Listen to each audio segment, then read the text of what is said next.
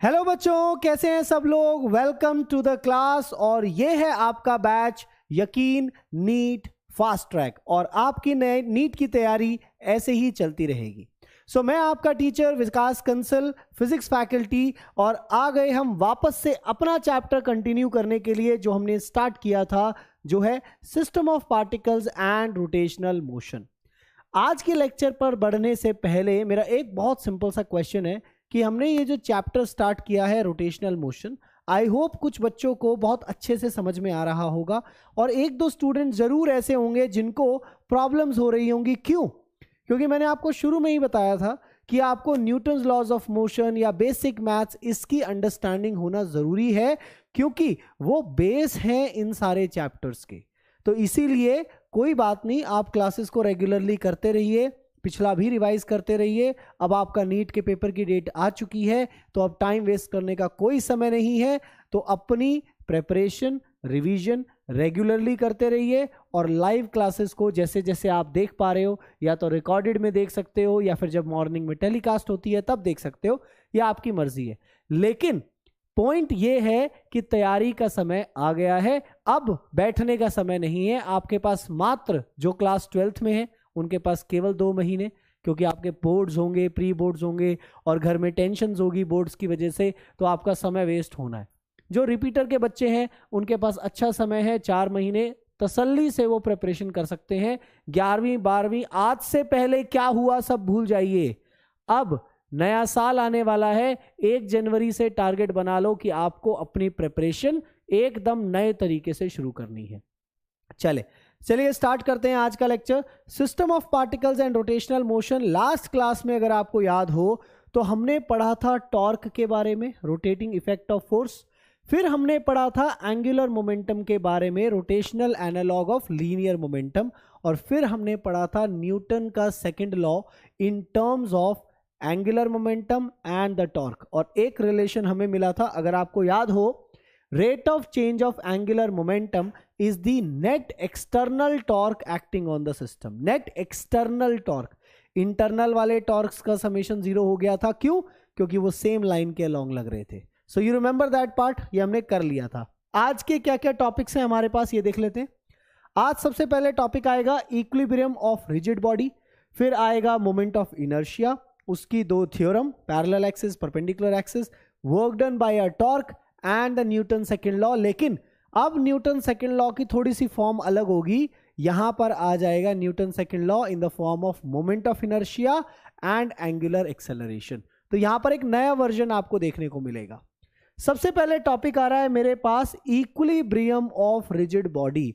एक चीज दिमाग में बिल्कुल डाल लीजिए, मैंने आपको वर्क एनर्जी पावर में भी बताई थी और मैंने न्यूटन्स लॉज ऑफ मोशन में भी बताई थी कि इक्विलिब्रियम मैकेनिकल 2 तरीके का होता है। एक ट्रांसलेशनल इक्विलिब्रियम होता है, एक रोटेशनल इक्विलिब्रियम होता है। तो कोई भी बॉडी अगर मैकेनिकल इक्विलिब्रियम में है तो इसका मतलब यह है कि वो ट्रांसलेशनल इक्विलिब्रियम में भी है और रोटेशनल इक्विलिब्रियम में भी है। तो देखिए क्या होगा, इक्विलिब्रियम में 2 तरीके के इक्विलिब्रियम आपको पढ़ने हैं। पहला है ट्रांसलेशनल और इसके बाद है आपके पास रोटेशनल। ठीक है, तो दोनों का मीनिंग क्या क्या है। ट्रांसलेशनल इक्विलिब्रियम के बारे में तो हम पहले भी पढ़ चुके हैं, उसी को थोड़ा सा रिवाइज कर लेते हैं। ट्रांसलेशनल इक्विलिब्रियम का मतलब होता है summation of all the forces acting on the body will be 0। That is net force acting on the system must be 0। net force acting on the system must equal to 0, must be equal to 0। लेकिन net force 0 होने से rotation के बारे में नहीं पता चला आपको। जैसे एक सिंपल सा क्वेश्चन ले लो, एक रॉड है, उस पर आपने 20 न्यूटन इधर से लगाया, 20 न्यूटन इधर से लगाया। सोचो, इक्वल अपोजिट फोर्स है, नेट फोर्स तो 0 है। तो ये बॉडी ट्रांसलेशनल इक्विलिब्रियम में तो है, बिल्कुल सही बात है। This body is in translational equilibrium. तो आपका आंसर आएगा जी हां, सही बात है sir. But is this in rotational equilibrium also? Is this body is in rotational equilibrium also? Tell me, is this body is in rotational equilibrium also? Answer आएगा sir no. क्यों? क्योंकि खुद सोचो, एक रॉड है आपके पास, 20 न्यूटन इधर से लगा रहे हो, 20 न्यूटन इधर से लगा रहे हो, तो ये बॉडी तो रोटेट करेगी ना. So it has to rotate. और जब कोई बॉडी रोटेट कर रही है तो रोटेशनल इक्विलिब्रियम में कैसे हो सकती है? तो समझिए, रोटेशनल इक्विलिब्रियम का मतलब क्या है. अच्छा, एक और बात है, रोटेशनल इक्विलिब्रियम में हो सकती है बॉडी, जैसे ट्रांसलेशनल इक्विलिब्रियम में अगर नेट फोर्स 0 आ गया तो बॉडी दो कंडीशन में हो सकती है यहां पर. So body either at rest or moving with constant velocity. Tell me, moving with constant velocity. Tell me, अगर कोई बॉडी बिना किसी फोर्स के है तो या तो वो रेस्ट पे होगी या फिर वो कांस्टेंट वेलोसिटी से चल रही होगी. वही चीज रोटेशनल इक्विलिब्रियम में भी आएगी कि अगर मेरे पास summation of all the torques comes out to be 0, अगर सारे जितने टॉर्क, जितने भी फोर्सेस बॉडी पर लग रहे हैं, उन सबका समेशन आपका क्या आ जाए, सबका टॉर्क जो है वो 0 आ जाए किसी पॉइंट के अबाउट. ठीक है, about that point. So about certain point,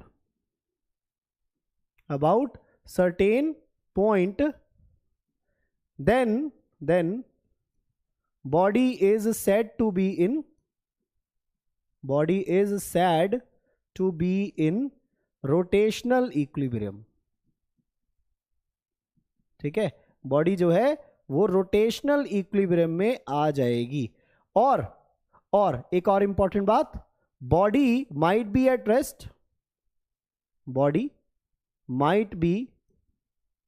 at rest, और moving with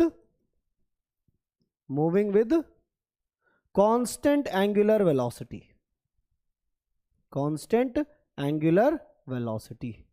ठीक है जी, कांस्टेंट एंगुलर वेलोसिटी से वो बॉडी मूव कर सकती है. ऐसा हो सकता है कि आपका कोई व्हील है, वो कांस्टेंट एंगुलर वेलोसिटी से घूमे जा रहा है, कोई टॉर्क है ही नहीं, है ना, जो वो तो रोटेशनल इनर्शिया हो गया ना उसका, वो तो चल रही है, बस बॉडी चल रही है.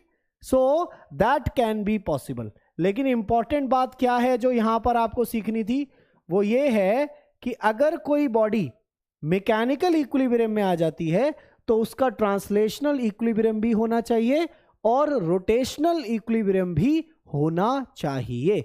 I think this point is crystal clear और बहुत सिंपल शब्दों में यह समझ में आ गया कि सर इक्विलिब्रियम क्या होगा. ठीक है, एक तो पॉइंट ये हो गया, ये आपको याद रखना है. इसके साथ साथ एक और बहुत सिंपल सा प्रिंसिपल आता है जिसे पढ़ते हैं हम प्रिंसिपल ऑफ मोमेंट्स. ये हमने वैसे पहले भी पढ़ा था, लेकिन कोई बात नहीं, अभी भी पढ़ लेते हैं. ये जूनियर क्लासेस में भी पढ़ा हुआ होता है आपने, कोई बात नहीं. Let suppose I have a rod. ठीक है, उसको मैंने एक पॉइंट पर ऐसे वेज पर रखा हुआ है. जिस पॉइंट पर मैंने इसे रखा है उस पॉइंट को बोलते हैं फल्क्रम. क्या बोलते हैं? फल्क्रम. करेक्ट. नाउ एक एंड का डिस्टेंस है d1, दूसरे एंड का डिस्टेंस है d2.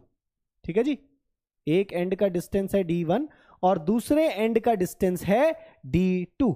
अब समझिए, लेट सपोज मैं यहां पर दो फोर्सेस लगा रहा हूं. एक फोर्स यहां पर लगा रहा हूं नीचे की तरफ F1 वेक्टर, और एक फोर्स यहां पर लगा रहा हूं नीचे की तरफ F2 वेक्टर. ठीक है, दो फोर्सेस लगाए मैंने. ये फल्क्रम है, ये रॉड को मैंने यहां पर ऐसे रखा था पॉइंट फल्क्रम पे, और एक F1 इधर से लग रहा है, एक F2 इधर से लग रहा है. करेक्ट. रॉड मासलेस है, this rod is massless. Rod जो है वो मासलेस है, उसमें परेशान होने की जरूरत नहीं है. हमने एज्यूम किया है ये चीज कि हमारी जो रॉड है वो मासलेस है. अच्छा सर, ओके, एज्यूम कर लिया हमने रॉड मासलेस है. अब if this rod is in mechanical equilibrium, if the rod is in mechanical equilibrium, if the rod is in mechanical equilibrium, अगर ये रॉड मैकेनिकल इक्विलिब्रियम में है तो summation of all the forces acting on it वो भी zero होना चाहिए, and summation of all the torques acting on it वो भी जीरो होना चाहिए। सारे फोर्सेस का समेशन भी जीरो होना चाहिए, सारे टॉर्क्स का समेशन भी जीरो होना चाहिए। बिल्कुल सही बात है सर। तो एक बात बताओ, ये जो फलक्रम वाला पॉइंट है, अगर हम इसका फ्री बॉडी डायग्राम बनाएं रॉड का, तो आपके सामने एक पिक्चर क्लियर आएगी। यहां पर तो फोर्स लग रहा है F1 नीचे, यहां पर फोर्स लग रहा है F2 नीचे, इस पॉइंट पर रिएक्शन फोर्स आ रहा होगा ऊपर। This is the reaction force by fulcrum, reaction force by fulcrum, ठीक है कि नहीं। जो आपका फलक्रम है वो रिएक्शन फोर्स भी तो देगा। फलक्रम कुछ भी हो सकता है, एक लोहे का टुकड़ा, लकड़ी का टुकड़ा, जिसके ऊपर आपने इसे टिका रखा है, ठीक है, तो उससे रिएक्शन मिलेगा। तो अगर ट्रांसलेशनल इक्विलिब्रियम है तो उसके हिसाब से R की वैल्यू F1 प्लस F2 होनी चाहिए, क्योंकि अगर वेक्टोरिकली देखें, देखो वेक्टोरिकली देखें तो R vector plus F1 vector plus F2 vector की वैल्यू होनी चाहिए 0। तो यहां से R वेक्टर की वैल्यू आ जाएगी negative of F1 vector plus F2 vector. बहुत सिंपल सी बात है, बिल्कुल सही बात है। This is the condition for translational equilibrium, ठीक है। ये आ गई ट्रांसलेशनल इक्विलिब्रियम की बात। अगर मैं इसके रोटेशनल इक्विलिब्रियम की बात करूं तो सोचो, अगर मैं फलक्रम वाले पॉइंट को ले लूं कि इसके अबाउट मैं टॉर्क निकालूंगा, let's find out torque about fulcrum. बताइए जरा, अगर मैं फलक्रम के पॉइंट के अबाउट टॉर्क निकालूंगा तो torque because of R vector, torque because of F1 vector, torque because of F2 vector, इन सब का समेशन 0 होना चाहिए, है ना। इन तीनों फोर्सेस का समेशन 0 होना चाहिए। फलक्रम पर ही रिएक्शन फोर्स लग रहा है, तो रिएक्शन फोर्स का टॉर्क तो हो गया 0। अब डायरेक्शन कन्वेंशन लेना पड़ेगा, क्यों? F1 चाहता है ये बॉडी एंटी क्लॉकवाइज घूम जाए, ये इधर रोटेट करना चाहता है, और ये चाहता है इधर रोटेट कर जाए। तो ऑब्वियस है ना, मुझे एक को पॉजिटिव एक को नेगेटिव लेना पड़ेगा। मान लो मैं इसको पॉजिटिव ले लेता हूं और इसको नेगेटिव टॉर्क ले लेता हूं, ठीक है। मैग्नीट्यूड लिख देंगे और डायरेक्शन मैंने असाइन कर दी कि मैंने एंटी क्लॉकवाइज को नेगेटिव और क्लॉकवाइज को पॉजिटिव, ये मैंने चूज किया है। आंसर में कोई अंतर नहीं आएगा, आप उल्टा भी ले सकते हो, कुछ तो लेना पड़ेगा। इससे क्या हुआ, F1 का जो टॉर्क है, क्योंकि फोर्स इस परपेंडिकुलर डिस्टेंस के परपेंडिकुलर लग रहा है, देखो ये जो डिस्टेंस है D1 इसके परपेंडिकुलर लग रहा है, तो इसका टॉर्क कितना आ जाएगा, इसका टॉर्क आ जाएगा माइनस F1 इंटू D1, फिर प्लस दूसरा कितना आ जाएगा F2 into D2 equals to 0। और अगर हम इसको इक्वेट करें आमने सामने तो F1 D1 की वैल्यू F2 D2 आ जाएगी। तो यहां से F1 बाय F2 की वैल्यू कितनी आएगी, ये आ जाएगी D2 बाय D1।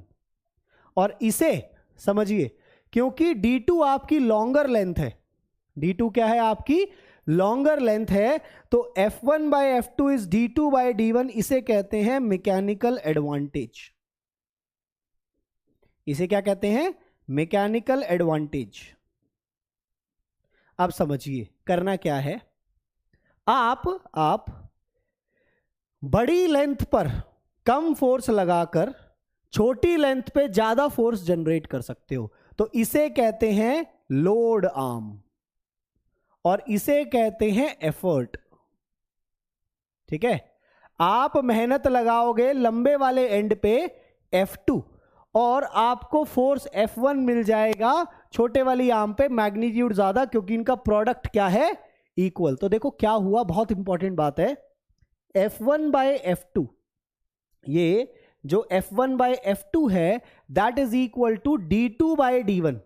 ये F1 बाय F2 क्या है, F1 is the load by effort. तो ये है आपका मैकेनिकल एडवांटेज। क्या बोलेंगे इसे, mechanical advantage. Tell me yes और नो, यस और नो? करेक्ट. सो इसे कहते हैं मैकेनिकल एडवांटेज. आपको लोड ज्यादा मिल रहा है, एफर्ट कम लग रहा है, इसे कहते हैं मैकेनिकल एडवांटेज. तो मैं यहां दोबारा लिख देता हूं, mechanical advantage is actually the F1. F1 is the load by effort. ठीक है. और हमेशा ध्यान रखना, कभी भी कोई क्वेश्चन आ जाए तो एफर्ट वाली आर्म बड़ी होगी और लोड वाली आर्म छोटी होगी, तभी तो आंसर ज्यादा आएगा. अभी इसका एक क्वेश्चन कराऊंगा, समझ में आ जाएगा. पहले ये बताओ, आया समझ में? हाँ जी सर, बिल्कुल समझ में आ रहा है. इसी तरीके से चीजों को उठाया जाता है. अगर आपने देखा हो, कभी आपको बहुत भारी चीज उठानी है, जनरली ऐसा देखा जाता है कि मान लो आपके सामने कोई बहुत भारी ऑब्जेक्ट है, आपको उसे उठाना है, तो आप वैसे तो उठा नहीं सकते. आप क्या करोगे, इसके नीचे एक बॉक्स रखते हैं ऐसे, इसके नीचे एक ऐसे एक कोई फट्टा अड़ा देते हैं और फिर यहां पर एक वेज लगा देते हैं. ठीक है. अब यहां फोर्स लगाते हैं और यहां से ये उठना शुरू होता है.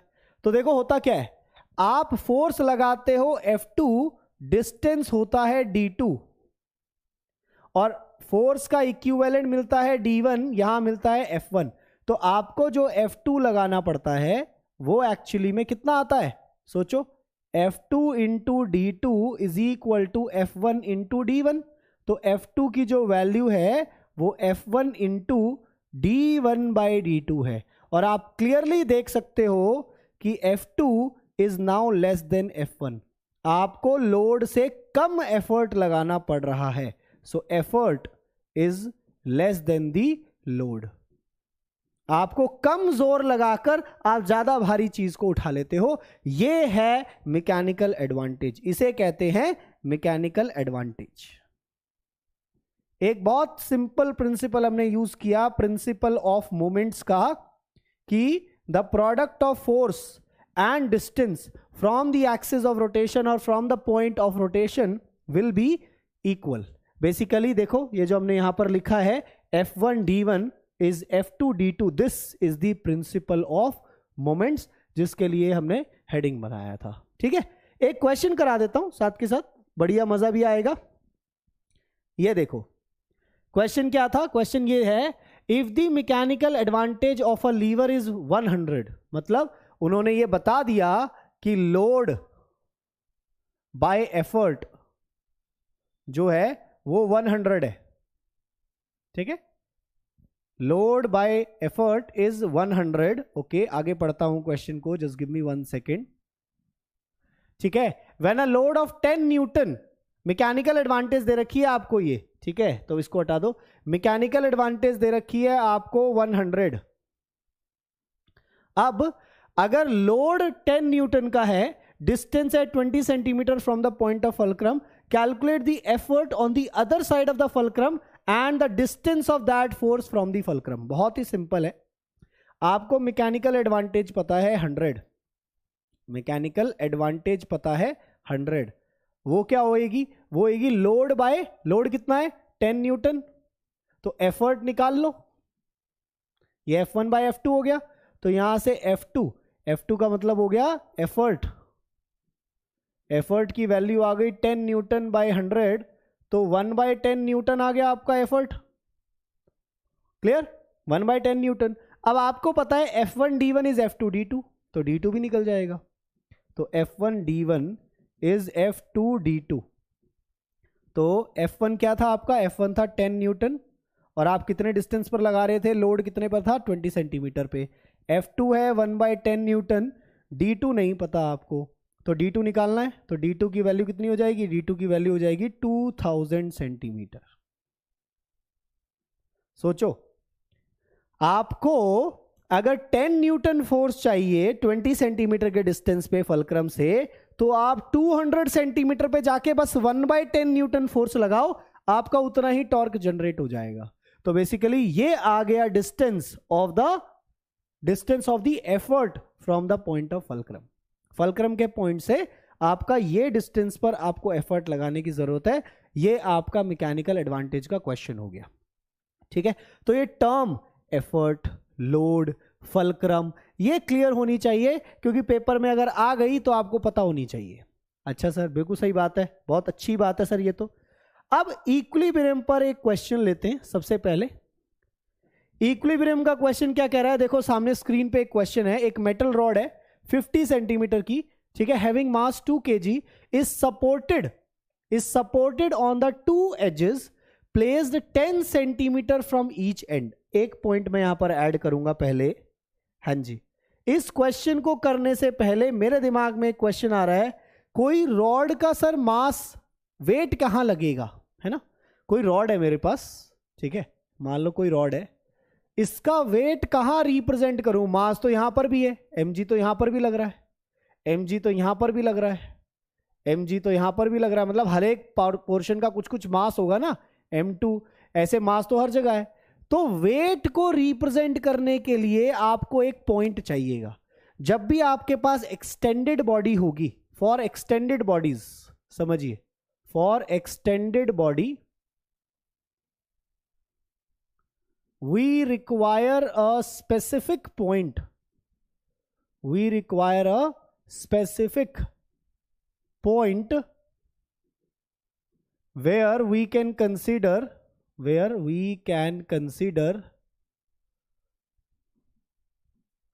the complete weight of the body to be acting, complete weight of the body can be represented, जहां पर आप पूरी बॉडी का वेट रिप्रेजेंट कर सकते हो। तो उस तरह के पॉइंट को बोला जाता है सेंटर ऑफ ग्रेविटी। समझिए, सेंटर ऑफ ग्रेविटी। तो सेंटर ऑफ ग्रेविटी क्या है मैं आपको बता देता हूं। आप समझो, कोई भी बॉडी है आपके पास, ये ठीक है, एक बॉडी है, ये अर्थ का सरफेस है, ये अर्थ का सरफेस है। रियलिटी में तो अर्थ का सरफेस भी कर्व्ड है, रियलिटी में तो कर्व्ड है। इस पॉइंट पर जो एक m1 मास का पार्टिकल होगा उस पर एक्सेलरेशन ड्यू टू ग्रेविटी ऐसे लगेगी। जो एक पार्टिकल इस कोने में होगा m2 मास का, उस पर एक्सेलरेशन ड्यू टू ग्रेविटी ऐसे लगेगी। जो यहां होगा पार्टिकल m3 मास का, उस पर acceleration due to gravity g3, g1, g2 अलग अलग लगेगी।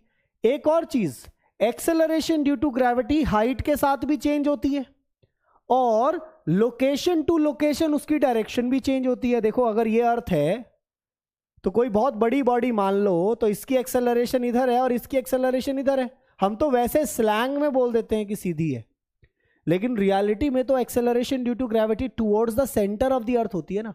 तो होगा क्या, अलग अलग पोर्शन पे, बॉडी के अलग अलग पोर्शन पे उसके वेट की डायरेक्शन अलग अलग है। तो a hypothetical point, basically a hypothetical point, let suppose मेरे पास कोई कोऑर्डिनेट सिस्टम है x और z, कोई कोऑर्डिनेट सिस्टम है जिसके अकॉर्डिंग मुझे इनके पोजीशन वेक्टर पता है, r1 वेक्टर, r3 वेक्टर, मुझे इनके पोजीशन वेक्टर पता है, ठीक है, r2 vector. I know the position vector of each and every particle. So a hypothetical point about which let's suppose a hypothetical point about which the torque due to gravitational force, torque due to gravitational force of all the particles of that body, all the particles of that body sums up to zero, that point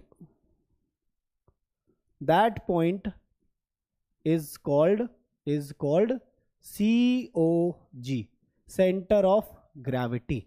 centre of gravity body के अंदर या बाहर, हमें नहीं पता कहां, एक ऐसा हाइपोथेटिकल पॉइंट होगा जिस पॉइंट के अबाउट अगर आप सारे पार्टिकल्स के वेट का ग्रेविटेशनल टॉर्क निकालें तो वो जीरो आ जाए। इसको कहने का मतलब क्या है, मैं आपको एक आइडिया बता देता हूं। यहां पर एक नोटबुक है, उसके थ्रू मैं आपको बताता हूं।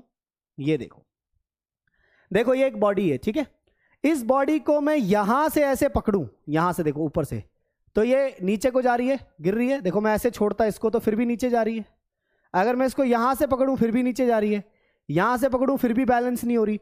एक पॉइंट जरूर इस बॉडी में होगा जिस पॉइंट के अबाउट ये कंप्लीटली बैलेंस है, ना ये झूल रही। देखो थोड़ा सा छेड़ोगे वापस वहीं आ जाएगी, थोड़ा सा आप इसको छेड़ो वापस वहीं आ जाएगी। सो बेसिकली एक ऐसा पॉइंट बॉडी के अंदर या बाहर जिस पॉइंट पर हाइपोथेटिकली जितने भी पार्टिकल्स उस बॉडी में हैं उन सबके वेट से बनने वाला टॉर्क जीरो हो जाए तो उस पॉइंट को सेंटर ऑफ ग्रेविटी कहते हैं, ठीक है।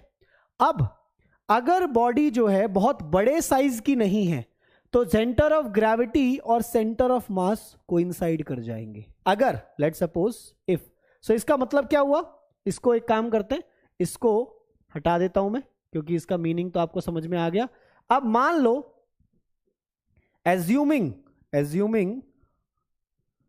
Centre of gravity to be origin, ठीक है। हमें नहीं पता पहले तो पॉइंट कहां है, लेकिन अगर वो सेंटर ऑफ ग्रेविटी वाला पॉइंट ही ओरिजिन है, मान लो let suppose that is the origin, तो समेशन ऑफ एम आई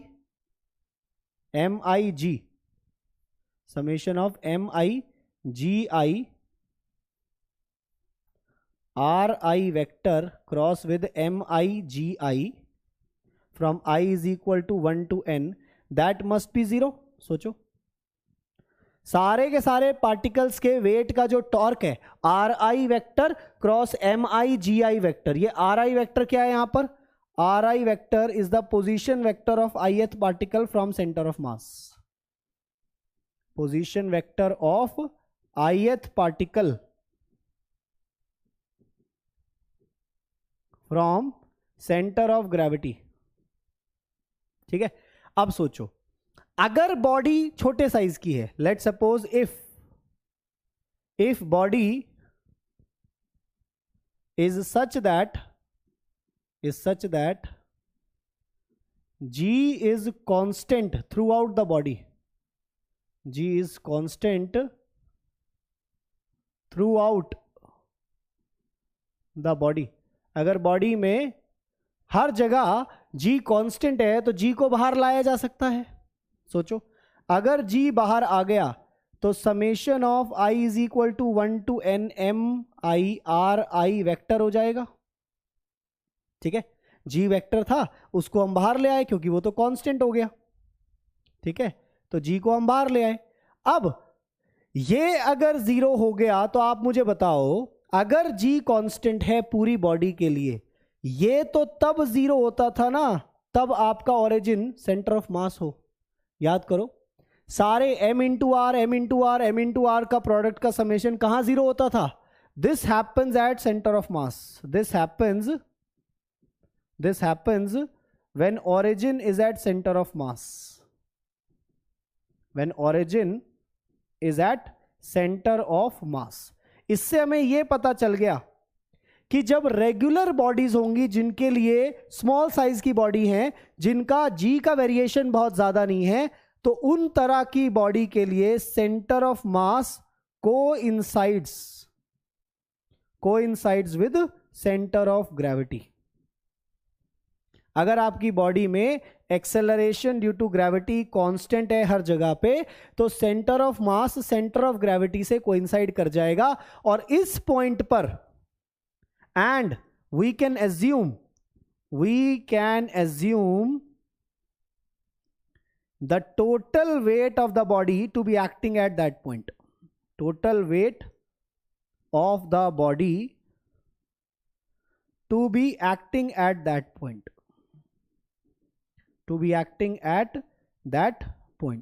हम ये assume कर सकते हैं कि पूरी बॉडी का जो मास है, वेट है सॉरी, वो उस पॉइंट पर एक्ट कर रहा है, तो उस पॉइंट को कहते हैं सेंटर ऑफ ग्रेविटी। क्या बोलते हैं, सेंटर ऑफ ग्रेविटी।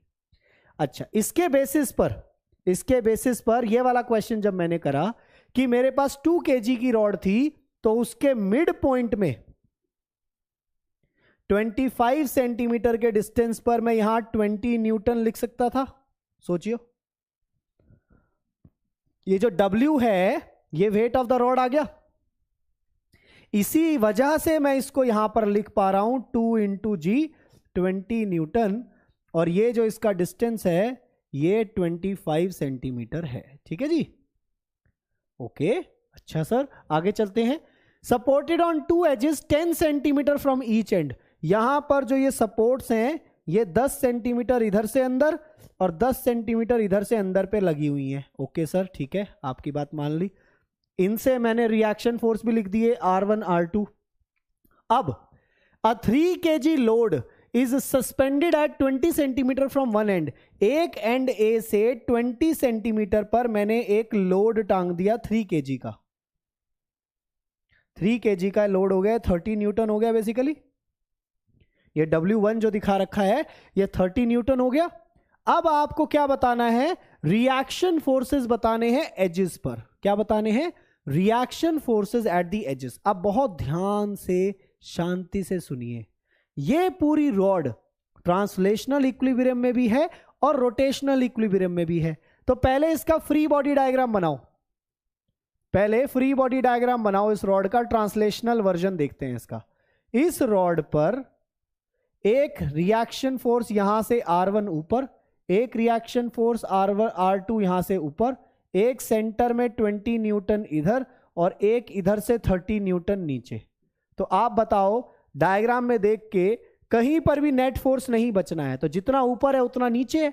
तो ट्रांसलेशनल इक्विलिब्रियम की वजह से R1 प्लस R2 की वैल्यू 20 प्लस 30 मतलब 50 न्यूटन होनी चाहिए।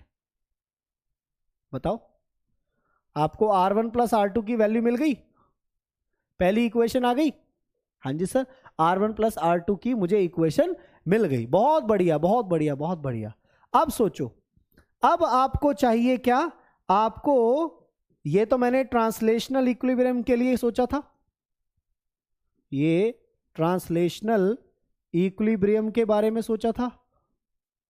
हाँ जी, अब हम रोटेशनल इक्विलिब्रियम के बारे में सोचते हैं।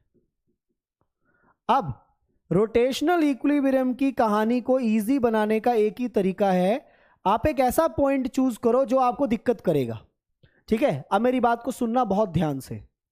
अगर मैं centre of mass of the rod को अपना पॉइंट चुन लूं जिसके अबाउट मैं टॉर्क निकालूंगा, तो वेट का टॉर्क खत्म हो जाएगा, लेकिन R1 और R2 का टॉर्क रहेगा, जो मैं चाहता हूं कि रहे, जो मैं चाहता हूं रहे। अच्छा, एक और चीज, अगर मैंने सेंटर ऑफ मास को अपना रेफरेंस पॉइंट मान लिया टॉर्क के लिए, reference point for torque calculation, तो सोचो इसका खुद का वेट 20 न्यूटन वाला तो जीरो हो गया, लेकिन ये वाला तो रहेगा ना 30 न्यूटन, और इसका डिस्टेंस कितना है यहां से 5 सेंटीमीटर। अब जरा ये सोचो कौन किधर लेके जाना चाहता है। ओरिजिन के अबाउट R1 कहता है क्लॉकवाइज घूमो, R2 कहता है एंटी क्लॉकवाइज घूमो, और W1 कहता है भाई एंटी क्लॉकवाइज घूमो। तो एंटी क्लॉकवाइज वाले 2 हो गए और क्लॉकवाइज वाला 1 हो गया। क्लॉकवाइज वाले को पॉजिटिव और एंटी क्लॉकवाइज वाले को नेगेटिव। ठीक है, ये मैंने कन्वेंशन मानी है। अब लिखते हैं रोटेशनल इक्विलिब्रियम की कहानी। तो सोचो, पहले ये डिस्टेंस कितना है, 10 सेंटीमीटर अंदर थे, ये कितना बचा 15, तो minus of R1 into 15, sorry plus of R1 into 15, फिर minus of 30 into 5, and then minus of R2 into, ये डिस्टेंस कितना है, ये वाला डिस्टेंस भी कितना था आपका 15, और इज इक्वल टू 0। तो यहां से अगर आप ध्यान दो तो R1 माइनस R2 की वैल्यू आ जाए 30 इंटू 5 डिवाइडेड बाय 15, ये कैंसिल करेंगे तो 2, ये 10 न्यूटन आ गया। अब जरा बताओ, दो ऐसे फोर्सेस जिनका समेशन है 50 और उनका डिफरेंस है 10, क्या होगा, क्या होगा बताओ।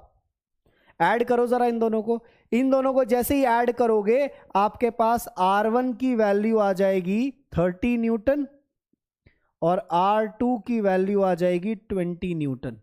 यही है आंसर। इन दोनों का समेशन 50 न्यूटन है और इन दोनों का डिफरेंस 20 न्यूटन है। देखिए और बताइए, सही है कि नहीं? टेल मी यस और नो। 30 न्यूटन और 20 न्यूटन आपका आंसर आ गया। बहुत ही सिंपल, बहुत ही सरल तरीके से मैंने ज्यादा भीड़ भड़ाका ना करते हुए सॉल्व किया है।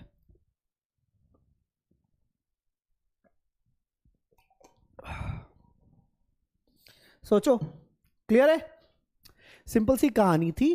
ट्रांसलेशनल इक्विलिब्रियम के बारे में सोचा तो फ्री बॉडी डायग्राम बनाया, रोटेशनल इक्विलिब्रियम के बारे में सोचा तो किसी एक पॉइंट के अबाउट टॉर्क निकाला, क्लॉकवाइज वाले को पॉजिटिव ले लिया, एंटी क्लॉकवाइज वाले को नेगेटिव ले लिया, सॉल्व कर दिया, सॉल्व करके आंसर, 2 इक्वेशन आई, आपस में सॉल्व कर लेंगे। बिल्कुल यही कहानी करूंगा अब मैं नेक्स्ट क्वेश्चन में। जल्दी से इस क्वेश्चन को करते हैं। A massless beam of length 5 meter is placed on 2 wedges A and B. If three forces 3 kilonewton, 4 kilonewton and 5 kilonewton are applied on the beam as shown in the figure, then find the normal reaction at A and B. देखो बहुत ही simple है। यहां से massless beam of length 5 metre को हमने 2 veg पे रखा हुआ है, ठीक है। यहां से इसका डिस्टेंस 2 मीटर है, ये 1 मीटर, ये 1 मीटर, ये कितना बचेगा? टोटल कितना था? टोटल आपकी 5 मीटर लेंथ थी, तो 2, 3, 4, ये भी 1 बचा, ये 1 बचा। अब ये बिल्कुल एज पे रखे हुए हैं, आप ये मान के चलो, क्योंकि ये डिस्टेंस नहीं दे रखा है तो आप इसको बिल्कुल एज पे मान सकते हो, कोई दिक्कत वाली बात नहीं है। तो सिंपल सी बात, पहले तो रिएक्शन निकालो। यहां से जो रिएक्शन ए पर आएगा और यहां जो रिएक्शन बी पर आएगा, अगर मैं फ्री बॉडी डायग्राम बनाऊं इसकी, ये मासलेस बीम है, कोई दिक्कत नहीं है। R A plus R B की वैल्यू 3 + 4 + 5, क्योंकि तीनों नीचे लग रहे हैं ना।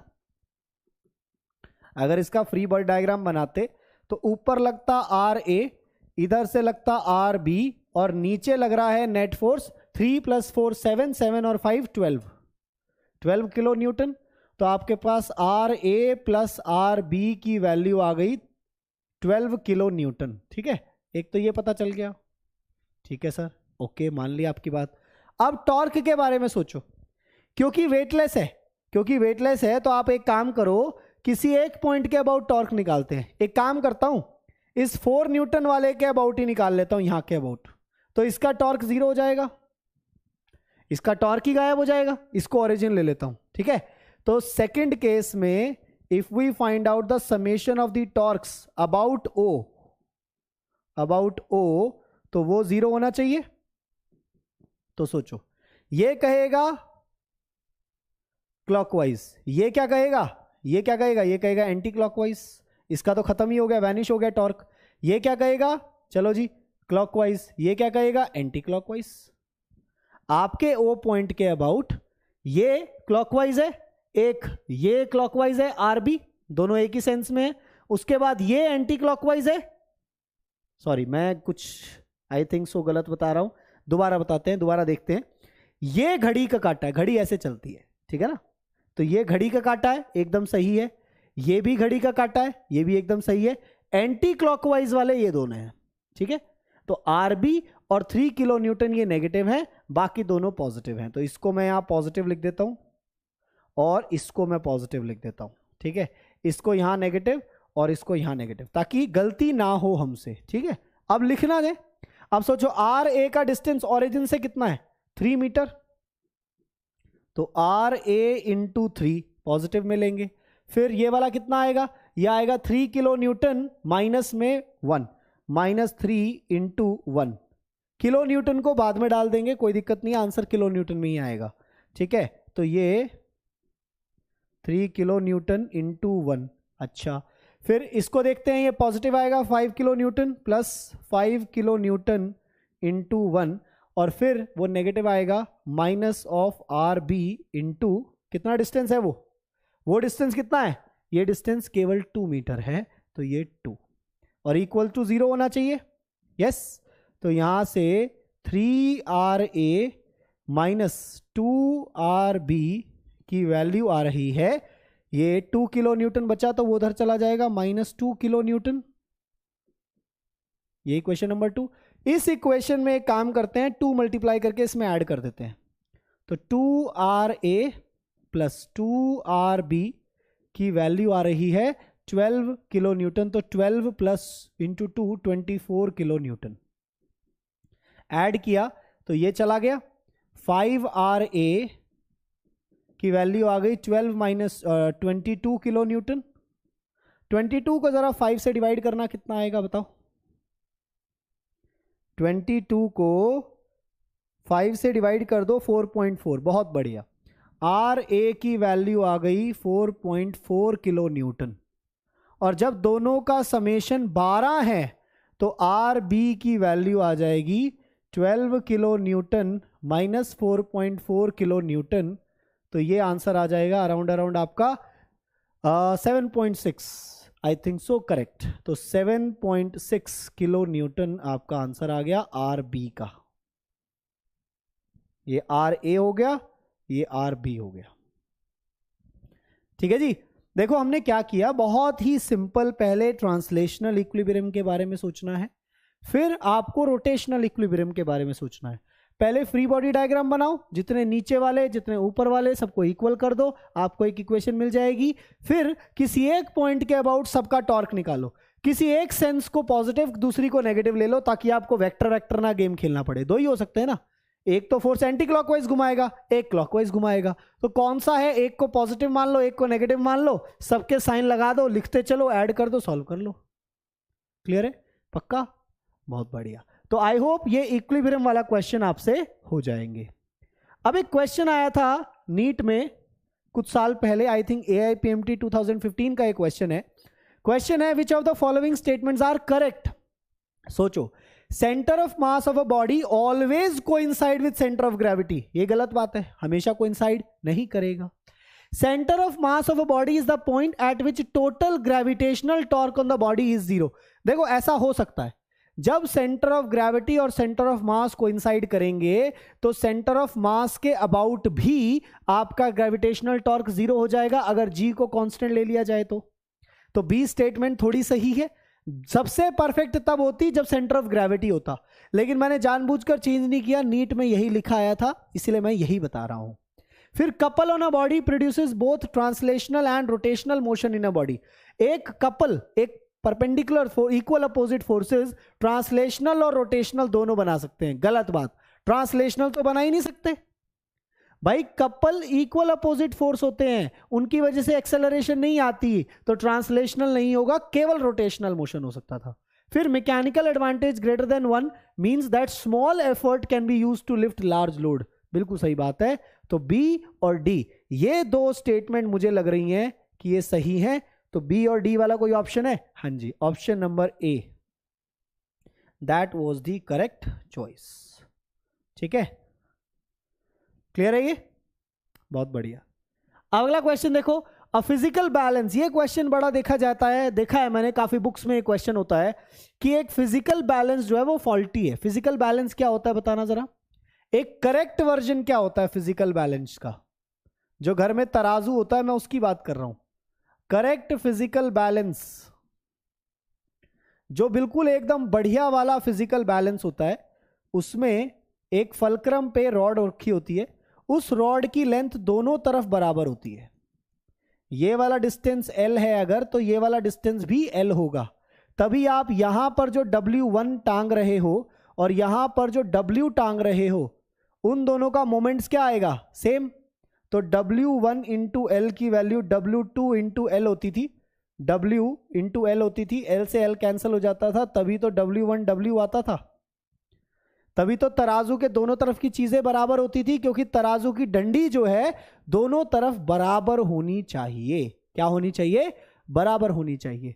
अब अगर आपके पास एक फॉल्टी बैलेंस आ जाए, गलत बैलेंस आ जाए, तो एक physical balance has its arms of unequal length. Okay, a body weighs 18 kg if kept in one pan and weighs 8 kg if kept in the another pan. The true weight of the body will be. अच्छा, एक तराजू है मेरे पास। अब देखो, अब एक तरफ का डिस्टेंस है L1 और एक तरफ का डिस्टेंस है L2। एक तरफ मैंने वेट टांगा W, लेकिन इस तरफ से वेट आया 18 kg। एक बार मैंने जब तोला इस वेट को, तो 18 किलो वजन रखना पड़ा मुझे उसको बराबर करने के लिए, ऐसे सीधा करने के लिए। तो W इंटू L1 की वैल्यू 18 इंटू L2 हो गई, तो L1/L2 की वैल्यू कितनी हो गई? L1/L2 की वैल्यू हो गई W/18। ये हो गई इक्वेशन नंबर 1। अब यही काम मैंने इस W को उठा के इधर रख दिया और इसको वजन को इधर ले आया तो वो 8 kg में ही तुल गया। अब उसी तराजू पर जब मैंने अननोन वेट को L2 की तरफ टांगा तो इधर से 8 kg वजन में ही ये तुल गया, बराबर हो गया। तो 8 इंटू L1 की वैल्यू W इंटू L2 हो गई। तो यहां से L1/L2 की वैल्यू कितनी हो गई? W/8 हो गई, इक्वेशन नंबर 2। अब आपको असली वेट निकालना है। देखो, गलत तराजू से भी असली वेट निकाला जा सकता है। इतना ब्यूटीफुल ये टेक्निक है। अगर आप कहीं फंस जाओ और आपको सामान तो खरीदना ही पड़ेगा उस दुकान से और वो तराजू गलत है, कोई बात नहीं, आप एक तरीका करो। आप एक बार लेफ्ट पैन में रख के तोलो जितना वजन आएगा, फिर उसको राइट में रख के तोलो जितना वजन आएगा। उसके बाद इन दोनों इक्वेशन को ध्यान से देखो। ये कह रहा है W L1/L2 की वैल्यू है W/8 और ये कह रहा है L1/L2 की वैल्यू आएगी कितनी? ये 8 इंटू L1 सही है और ये हो गया L2 इंटू W। तो 8 इंटू L1 की वैल्यू W इंटू L2, यहां सही लिखा है हमने। L1/L2 की वैल्यू 18/W आएगा ना, ये 18/W है। ये वाली वैल्यू सही थी। L1/L2 की वैल्यू आ जाएगी W/8। ये दूसरी इक्वेशन। अब ये दोनों इक्वल है तो 18/W की वैल्यू W/8 है, तो W स्क्वायर की वैल्यू 18 इंटू 8 हो जाएगी। जरा मुझे बताएगा कोई 18 इंटू 8 कितना होता है? 18 इंटू 8 विल बी 144 और यहां से असली वेट की वैल्यू आ गई 12 kg।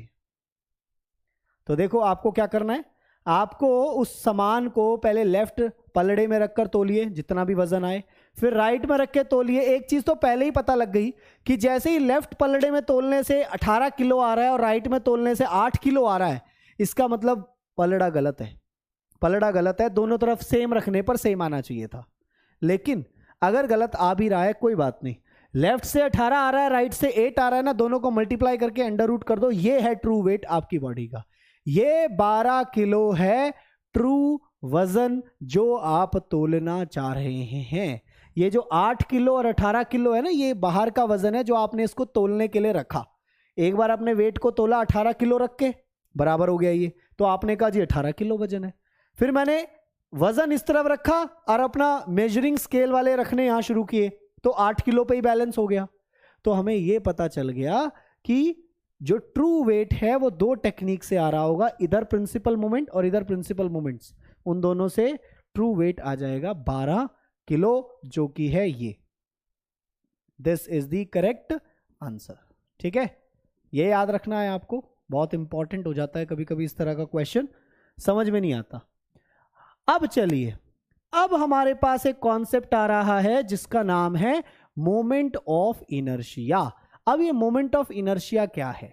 हम अभी तक हर एक चीज का रोटेशनल एनालॉग निकालते आए हैं, angular position, displacement, velocity, acceleration, लेकिन कभी मास के बारे में सोचा कि जो मास का रोल है लीनियर मोशन में या रोटेशनल मोशन में, क्या मास ही रोल प्ले कर रहा है? क्या मास ही इनर्शिया की बातें कर रहा है? नहीं, यहां पर एक और चीज है जो इनर्शिया की बातें कर रही है, उसका नाम होता है मोमेंट ऑफ इनर्शिया। तो क्या होगा वो, उसके बारे में सोचते हैं। Just imagine one thing very clearly कि मान लो मेरे पास एक बॉडी है, ठीक है, एक ऐसे, और इसके अंदर से एक एक्सिस ऑफ रोटेशन पास कर रहा है। ठीक है, ये है इसका एक्सिस ऑफ रोटेशन। अच्छा सर, इससे जो ये एक्सिस ऑफ रोटेशन पास कर रहा है, इससे अलग अलग पार्टिकल, जब ये पूरी बॉडी घूम रही होगी ओमेगा से, तो हर एक पार्टिकल अपने अपने सर्कल में घूम रहा होगा। सोचो, ये अपने सर्कल में घूम रहा है, ये अपने सर्कल में घूम रहा है, ये अपने सर्कल में घूम रहा है, ये अपने सर्कल में घूम रहा है, सब लोग अपने अपने सर्कल में घूम रहे होंगे। सोचो, ये पूरी बॉडी है, मान लो एक्सिस ऑफ रोटेशन है, तो ये घूम रहा है। ये देखो, सारे पार्टिकल जो भी इस बॉडी में होंगे वो एक्सिस ऑफ रोटेशन के अबाउट सर्कल में घूम रहे हैं कि नहीं? क्लियर, सिंपल सी बात है। तो वही हो रहा है यहां पर, जब पूरी बॉडी घूम रही है तो उसका हर एक पॉइंट अपने अपने सर्कल में घूम रहा है। तो मान लो कि कोई पहला पार्टिकल है जिसका रेडियस है r1, उसकी वेलोसिटी है v1। कोई दूसरा पार्टिकल है उसका रेडियस है r2, उसकी वेलोसिटी है v2। ठीक है, अलग अलग पार्टिकल है, किसी की वेलोसिटी v1 है, किसी की वेलोसिटी v2 है। ये टेंजेंशियल वेलोसिटी की बात कर रहा हूं। तो मुझे एक बात बताओ, what is the total kinetic energy? What is the kinetic energy of the whole body? That will be summation of I is equal to 1 to n half of mi vi square. Tell me, half of mi vi square, भाई v of ith particle. सारे particle की velocity पूछ कर मैं आया, सबका summation कर दिया, पूरी बॉडी की काइनेटिक एनर्जी आ गई। अब सोचो, आपको पता है v is equal to r omega होता है, क्योंकि omega will be constant for the whole body. Omega will be constant for whole rigid body. Whole rigid body, जो कोई रिजिड बॉडी घूम रही होती है उसकी पूरी बॉडी का ओमेगा सेम होता है।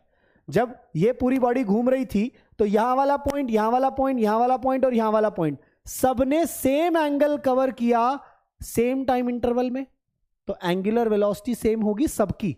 ठीक है, तो पूरी बॉडी एक साथ सेम एंगल घूमेगी एक पर्टिकुलर टाइम में, तो ओमेगा सबका सेम है, लेकिन velocity of the ith particle will be r ith into omega. सोचो, जिसका डिस्टेंस जैसा उसकी वेलोसिटी वैसी। तो अगर मैं vi की जगह पे r i ओमेगा स्क्वायर डाल दूं तो सोचो क्या होगा, summation of i is equal to 1 to n mi, half factor है ही, यहां पर आ जाएगा आर आई इंटू ओमेगा का होल स्क्वायर, है ना। तो जरा सोचो, हाफ को अगर मैं बाहर ले आऊं, summation of M I R I square, इसको ब्रैकेट में डाल देते हैं, और इंटू ओमेगा स्क्वायर, क्योंकि ये भी कांस्टेंट है। सोचो, ये भी तो कांस्टेंट है। अगर आप ध्यान से देख रहे हो तो kinetic energy of the whole body की वैल्यू आ गई half of something into omega square. अगर इसको इसके ट्रांसलेशनल एनालॉग से कंपेयर करें तो kinetic energy of the body का फॉर्मूला होना चाहिए half M V square, half M V square होना चाहिए ना। तो v की जगह पर तो ओमेगा आ गया, लेकिन मास की जगह पर क्या आया? मास की जगह पर जो ये क्वांटिटी आई है उसको कहते हैं moment of inertia. Moment of inertia है I is equal to 1 to n M I R I square. Basically आपको करना यह है, सारे पार्टिकल को उनके एक्सिस ऑफ रोटेशन से जो उनका परपेंडिकुलर डिस्टेंस है उसके स्क्वायर से मल्टीप्लाई कर करके ऐड करते जाएं तो आपका मोमेंट ऑफ इनर्शिया आ जाएगा, और यही आपका रोटेशनल इनर्शिया है। This is a rotational analogue of mass. This is the rotational analogue of mass. ये मास को रिप्लेस करेगा, क्योंकि किसी बॉडी को आप, ये एक्सिस ऑफ रोटेशन है, 1 मीटर पे रख के घुमा रहे हो, 2 मीटर पे रख के घुमा रहे हो, 3 मीटर पे रख के घुमा रहे हो, तीनों में अलग अलग इनर्शिया आएगा। तो केवल मास आ जाने से इनर्शिया नहीं आएगा, उसका डिस्टेंस भी आना जरूरी है।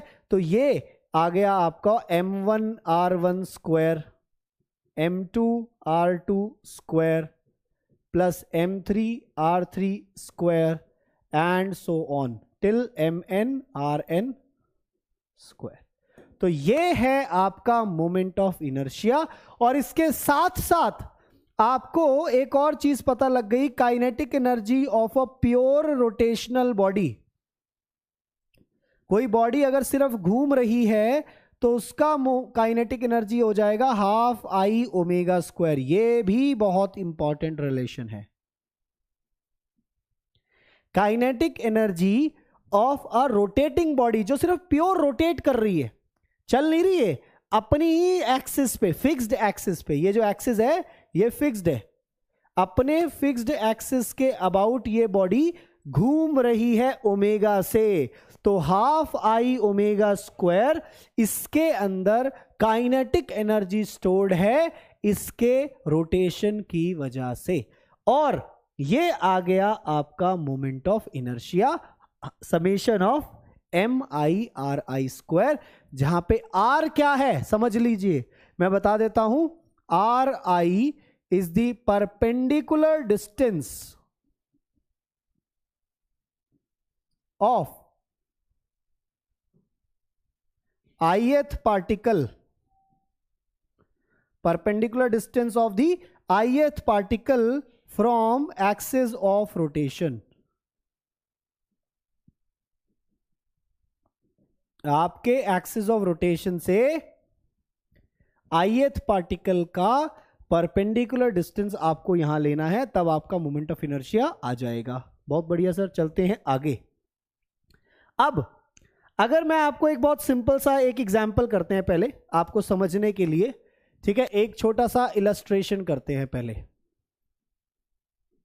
और आपको कुछ रिजल्ट्स भी याद कराने पड़ेंगे पहले मुझे।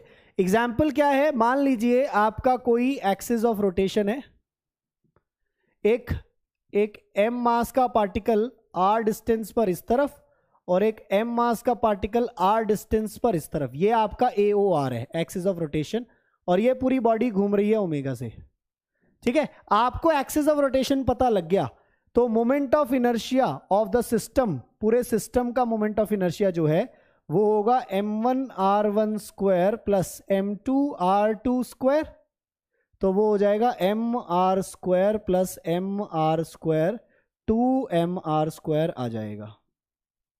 और यूनिट क्या होगी बताओ जरा, what is the unit of moment of inertia? Moment of inertia की यूनिट हो जाएगी kilogram metre square. SI unit ये हो जाएगी, सीजीएस ग्राम सेंटीमीटर स्क्वायर वो भी आ जाएगा। तो ये आ गया, सिंपल सी बात है, क्लियर। तो मान लो अगर ये तो हो गया आपके पास डिस्क्रीट वाला केस, अगर कोई कॉन्टिन्यूअस बॉडी आ जाए तो क्या करोगे? If there is a continuous mass distribution, तो आपको याद है सेंटर ऑफ मास निकाला था हमने, याद होगा, तो बिल्कुल वैसा ही कुछ करना है, लेकिन वही स्टेप है, एलिमेंट चूज करो, लेकिन अब आपको उसका सेंटर ऑफ मास नहीं चाहिए, बस उसका एक्सिस ऑफ रोटेशन से परपेंडिकुलर डिस्टेंस चाहिए और उसका स्क्वायर कर दीजिए।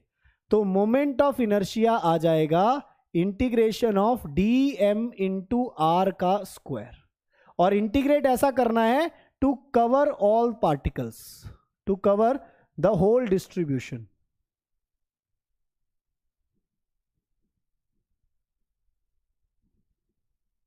ठीक है, ये आपका moment of inertia continuous body में निकालने का टेक्निक है। अब समझिए, मैं आपको रॉड का केस करा देता हूं, उससे अपने आप समझ में आ जाएगा कि ये क्या है।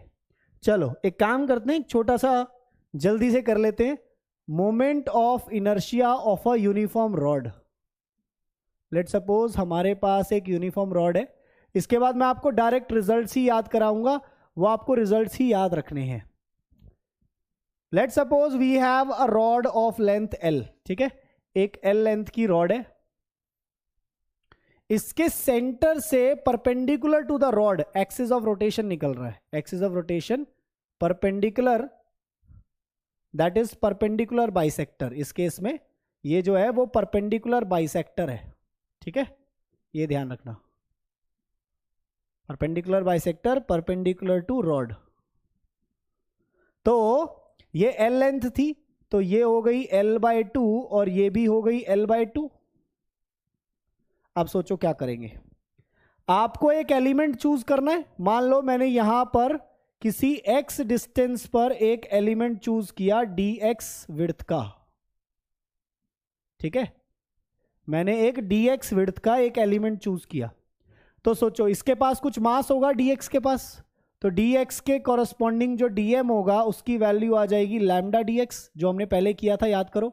लैम्डा की वैल्यू मास पर यूनिट लेंथ हो जाएगी, इस केस में यूनिफॉर्म मास है, तो dm की वैल्यू m/L इंटू dx हो जाएगा। हाँ जी सर, मोमेंट ऑफ इनर्शिया निकालने के लिए इंटीग्रेट करना है dm को इंटू परपेंडिकुलर डिस्टेंस कितना है, x का स्क्वायर, बिल्कुल सही बात है, डीएम की वैल्यू डालो। डीएम की वैल्यू आएगी m/l into x square of dx। तो एक बात बताओ, मोमेंट ऑफ इनर्शिया m/l तो बाहर आ जाएगा, एक्स स्क्वायर dx, x की क्या वैल्यू पुट करें कि पूरी रॉड कवर हो जाए?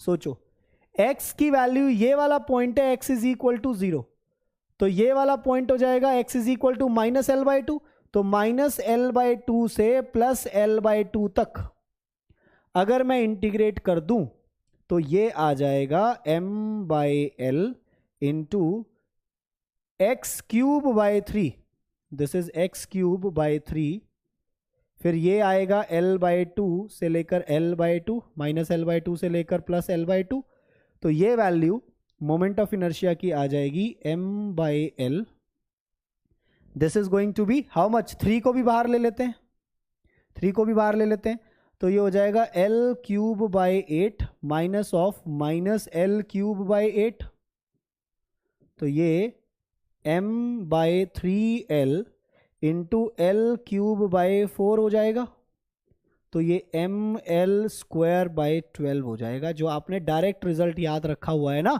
कि रॉड के मिड पॉइंट से अगर हम निकालें तो ml²/12 आता है।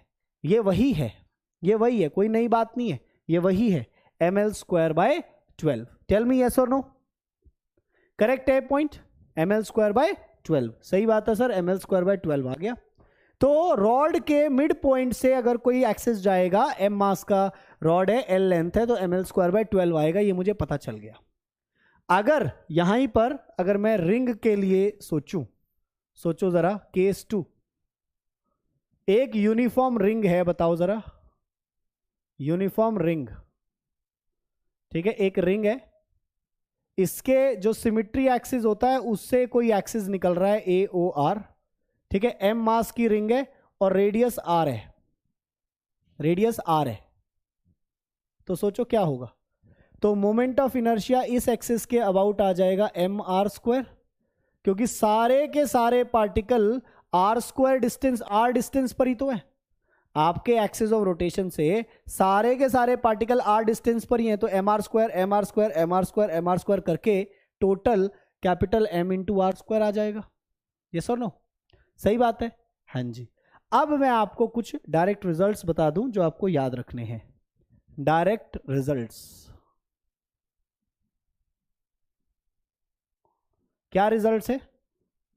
सबसे पहला केस तो हमने अभी अभी किया, एक रॉड है, यूनिफॉर्म रॉड, उसके मिड पॉइंट से परपेंडिकुलर एक्सिस जा रहा है, ये x डैश, ठीक है, तो I ऑफ x डैश की वैल्यू, ये लिखने का तरीका है एक्सिस को, ये आ रहा है ml²/12, ठीक है, तो ये m मास की रॉड है, l लेंथ की यूनिफॉर्म रॉड है। सेकंड पॉइंट, अगर रॉड की बजाय एक ऐसा, आपको दिखाने के लिए बता देता हूं, मान लो आपके पास कोई ऐसे एक रेक्टेंगुलर पीस है, रेक्टेंगुलर पीस है, ये साइड है A और ये साइड है B, और इसके मिड पॉइंट से एक एक्सिस निकल रहा है ऐसे, ये है एक्सिस ऑफ रोटेशन, ठीक है, इसको भी नाम दे देता हूं x डैश। यूनिफॉर्म प्लेट है, ठीक है, विड्थ A है, ये B है, ये रेक्टेंगल है, परफेक्ट रेक्टेंगल है, एक्सिस दिखाने के लिए आपको ऐसा दिखाया, रेक्टेंगुलर प्लेट है, तो moment of inertia about x dash की वैल्यू आ जाएगी m/12 into A² plus B², ये आ जाएगा आपका रेक्टेंगुलर प्लेट का वैल्यू जो आपको याद रखना है, m/12 A² प्लस B²। इसके बाद तीसरा रिजल्ट जो अभी अभी मैंने किया था, अगर कोई रिंग है आपके पास, दिस इज अ रिंग,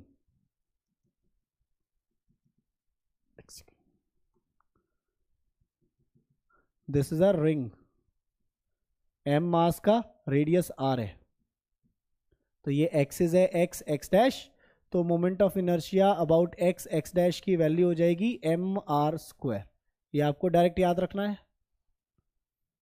फिर आपके पास आ जाएगा disc, imagine there is a disc, this is a disc, ठीक है। मास m है, रेडियस r है, एक्सिस है x x डैश, तो moment of inertia about x x dash की वैल्यू आ जाएगी mr स्क्वायर बाय 2, ठीक है, mr स्क्वायर बाय 2। अब इन्हीं का एक और एनालॉग आएगा, वो मैं बता देता हूं यहां पर, दोनों एक साथ ही। ये फिफ्थ, एक हॉलो सिलेंडर, एक हॉलो सिलेंडर। अगर मेरे पास एक हॉलो सिलेंडर है और उसका जो सिमिट्री एक्सिस होता है उसके अबाउट एक एक्सिस जा रहा है एक्स एक्स डैश का, मास m है, रेडियस इसका r है, तो इसका भी moment of inertia x x dash का mr स्क्वायर ही आएगा। क्यों?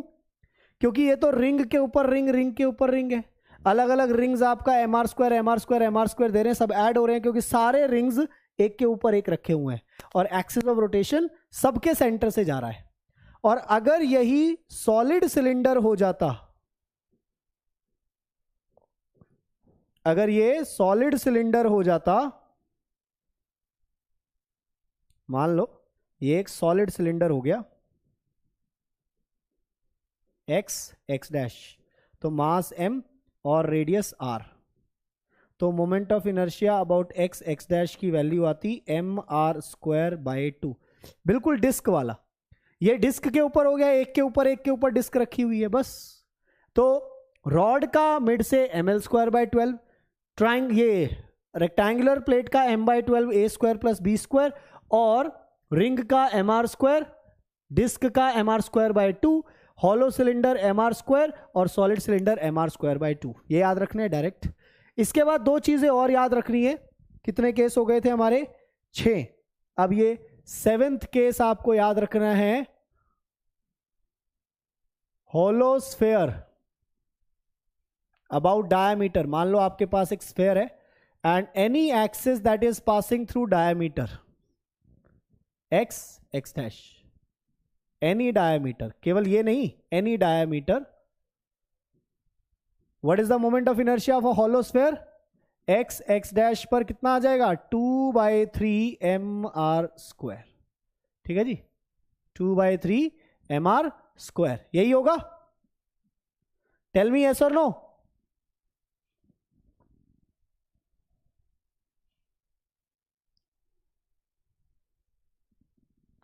टेल मी, 2/3 mr स्क्वायर आ गया, बिल्कुल सही बात है सर। अब इसकी जगह पर अगर सॉलिड आ जाता, ये छठा थोड़ा ना है तो 7वां है भाई, अगर इसकी जगह पर एक सॉलिड आ जाता,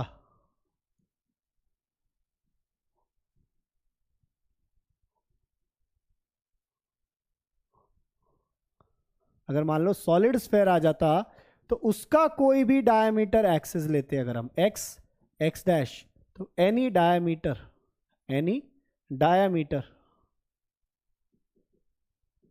तो moment of inertia about x x dash की वैल्यू आती 2/5 mr स्क्वायर। ये आपको याद रखना है, ठीक है जी। ये 2/3 mr स्क्वायर, ये 2/5 mr स्क्वायर। एक इंपॉर्टेंट बात समझिए, एक हॉलो स्फेयर है आपके पास, एक सॉलिड स्फेयर है आपके पास, किसका मोमेंट ऑफ इनर्शिया ज्यादा है मुझे बताइए? किसका ज्यादा है? हॉलो वाले का ज्यादा है, 2/3 mr square. Same mass same radius में, सेम मास सेम रेडियस में हॉलो वाले का मोमेंट ऑफ इनर्शिया ज्यादा है, तो हॉलो वाले को घुमाना ज्यादा मुश्किल टास्क है एज कंपेयर टू सॉलिड वाले को घुमाना। वही कहानी डिस्क और रिंग में भी है। रिंग को घुमाना mr square moment of inertia है, डिस्क को घुमाने में उसका आधा है, तो डिस्क को घुमाना आसान है एज कंपेयर टू रिंग को घुमाना for same mass same radius. Clear? Yes और नो? पॉइंट क्लियर है? यहां देखो, हॉलो सिलेंडर का moment of inertia mr square है, सॉलिड सिलेंडर का mr स्क्वायर बाय 2 है, तो केवल मास आ जाने से, ज्यादा मास आ जाने से मोमेंट ऑफ इनर्शिया नहीं बढ़ जाएगा, उसकी प्लेसमेंट कैसे की है ये मैटर करता है। आपने उस मास को एक्सिस ऑफ रोटेशन से कहां रखा है ये उस पे मैटर करेगा, ये ध्यान में देने की बात है, ठीक है। अब इन सारे केसेस को मद्देनजर रखते हुए दो थ्योरम्स बनाई गई जो आपको याद रखनी है, जो आपको क्वेश्चन सॉल्व करने में मदद करने वाली है। पहली थ्योरम है theorem of perpendicular axis. This is valid only for 2 dimensional body. समझ लीजिए, ओनली फॉर 2 डायमेंशनल बॉडी, केवल 2 डायमेंशनल बॉडी के लिए ये कॉन्सेप्ट वैलिड है। 2 डायमेंशन के बाहर अब आप चले गए, 3D हो गए, तो ये थ्योरम नहीं लगेगी। केवल 2D वाली बॉडी के लिए। तो 2D वाली बॉडी कौन सी होती है? जिसकी थिकनेस बहुत कम हो, कोई प्लेट हो गई, कोई पेपर हो गया, कोई सर्कुलर डिस्क हो गई, जिसकी थिकनेस कम हो, थिकनेस नेग्लिजिबल होनी चाहिए, उन बॉडी की हम बात कर रहे हैं। तो समझिए थ्योरम क्या कहती है। मान लो ये है वो बॉडी जो 2 डायमेंशनल बॉडी की हम बात कर रहे हैं, ठीक है। इस बॉडी से कहीं भी कैसे भी 2 परपेंडिकुलर एक्सिस निकाल लो, 2 म्यूचुअली परपेंडिकुलर एक्सिस निकाल लो, ठीक है। ये मान लो है I1, ये मान लो है I2, ये इनके मोमेंट ऑफ इनर्शिया भी दिखा रहे हैं। ये 2 एक्सिस ऑफ रोटेशन है, I1 और I2, ये दोनों 90 डिग्री पर हैं। सो 2 perpendicular axes of rotation which are passing through a 2-dimensional body, the summation of their moment of inertia is equal to the third axis that is perpendicular to the body and passing through the same point of intersection. उसी point से जाने वाले perpendicular वाले axis पर जो moment of inertia होगा वो अकेला इन दोनों का समेशन होगा। तो यहां पर अगर ये जो एक्सिस है, अगर मैं इसको सही से बनाऊं, दोबारा बना देता हूं, थोड़ा टेढ़ा हो गया ये, कोई बात नहीं। तो ये आ गया एक्सिस ऑफ रोटेशन और यहां से ये ऐसे नीचे चला जाएगा, तो ये हो गया I3। तो आपको क्या लिखना है? I2 plus I1 is equal to I3। ये परपेंडिकुलर एक्सिस है और ये 2 axis in the plane of the body, in the plane of body. और इंपॉर्टेंट बात क्या है? All the 3 axis must pass through the same point. All 3 axis must be passing through one point, must be passing through same point। इसी same point से उनको पास होना है। ये इंपॉर्टेंट बात है जो परपेंडिकुलर एक्सिस थ्योरम में चाहिए। देखो कोई भी बॉडी ले लो आप, कोई भी बॉडी, ठीक है। ये देखो, मान लो ये नोटबुक मैंने ली, ये वाली नोटबुक, ठीक है। आपकी मर्जी, एक एक्सिस ऐसे ले लो, ये देखो एक एक्सिस, मतलब ऐसे लेने का मतलब क्या हुआ कि ये बॉडी ऐसे घूमेगी, ठीक है, ठीक है। एक एक्सिस इसके ही परपेंडिकुलर ले लो ऐसे, तो अब ये बॉडी ऐसे घूम सकती है, ठीक है। एक्सिस यहीं रहेगा, बॉडी घूम सकती है, ठीक है। अब इन दोनों के परपेंडिकुलर जो एक्सिस होगा, जो बॉडी को ऐसे घुमाएगा, इसका मोमेंट ऑफ इनर्शिया इन दोनों परपेंडिकुलर वालों के समेशन के इक्वल होगा। ये कहती है परपेंडिकुलर एक्सिस थ्योरम, ठीक है। इसका मैं एक बहुत सिंपल सा एक एग्जांपल बताता हूं, यहां बहुत अच्छे से सुनिए और समझिए। लेट सपोज मेरे पास एक रिंग है, ठीक है, एक है रिंग। मुझे बताओ रिंग का एक्सिस, ये वाला जो एक्सिस होता है इसका, ये एक्स एक्स डैश, ठीक है। अब मैं 2 डायमीटर वाले इसके एक्सिस ले रहा हूं। डायमीटर वाले एक्सिस मतलब एक एक्सिस इसे ले रहा हूं और एक एक्सिस इसे ले रहा हूं, ठीक है। एक ही पॉइंट से जा रहे हैं। ये I1 मान लेता हूं, ये I2 मान लेता हूं। इन दोनों का मैंने 90 डिग्री लिया है और ये वाला भी इस पूरे रिंग के प्लेन के परपेंडिकुलर है।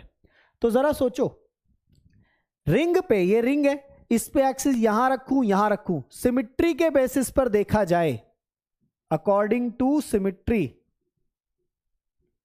अकॉर्डिंग टू सिमिट्री, तो I1 about I2 is I about any diameter will be same. सोचो, आप कोई भी डायमीटर ले लो, उनके सबके about moment of inertia same होगा। हाँ जी, मैंने दो ले लिए, कोई भी दो, I1 I2, ठीक है, और इनकी वैल्यू किसके इक्वल है, ID के इक्वल है, I डायमीटर के इक्वल है। अकॉर्डिंग टू परपेंडिकुलर थ्योरम, जो परपेंडिकुलर वाला मोमेंट ऑफ इनर्शिया होगा वो इन दो परपेंडिकुलर के समेशन के इक्वल होगा। तो सोचो 2 times I about any diameter, और मैंने आपको बताया था किसी रिंग में परपेंडिकुलर वाले एक्सिस के अबाउट मोमेंट ऑफ इनर्शिया कितना होता है, mr²। तो moment of inertia about any diameter कितना आ गया आपके पास, mr²/2। सोचो, अगर रिंग के इस परपेंडिकुलर वाले एक्सिस में mr² है तो डायमीटर में सिमिट्री के बेसिस पे आधा आधा बट गया, अलग अलग भी होता तो भी समेशन mr² ही रहता। ये तो सिमिट्री के आधार पे दोनों एक्सिस बिल्कुल बिल्कुल एक जैसे हैं, 90 डिग्री पर हैं, लेकिन क्योंकि सिमिट्री है तो दोनों का मोमेंट ऑफ इनर्शिया सेम आ रहा है। तो इसलिए 2 टाइम्स ऑफ डायमीट्रिक एक्सिस जो बॉडी के प्लेन में है इज इक्वल टू परपेंडिकुलर वाला mr² जो मुझे पता था, तो डायमीटर का आ गया mr²/2। ऐसे ही अगर मैं आपसे डायरेक्ट पूछूं, डायरेक्ट बताइए, एक डिस्क है, डिस्क, ठीक है, ये है एक डिस्क। What is the moment of inertia of the diameter axis of disc, tell me. Diameter axis of disc कितना होगा, mr²/2 होता है, किसका, परपेंडिकुलर वाले का। तो दो एक्सिस अगर मैं ले लूंगा तो वो दोनों एक्सिस पर हाफ हाफ आना चाहिए, तो ये हो जाएगा इसका हाफ, तो mr²/4 हो जाएगा।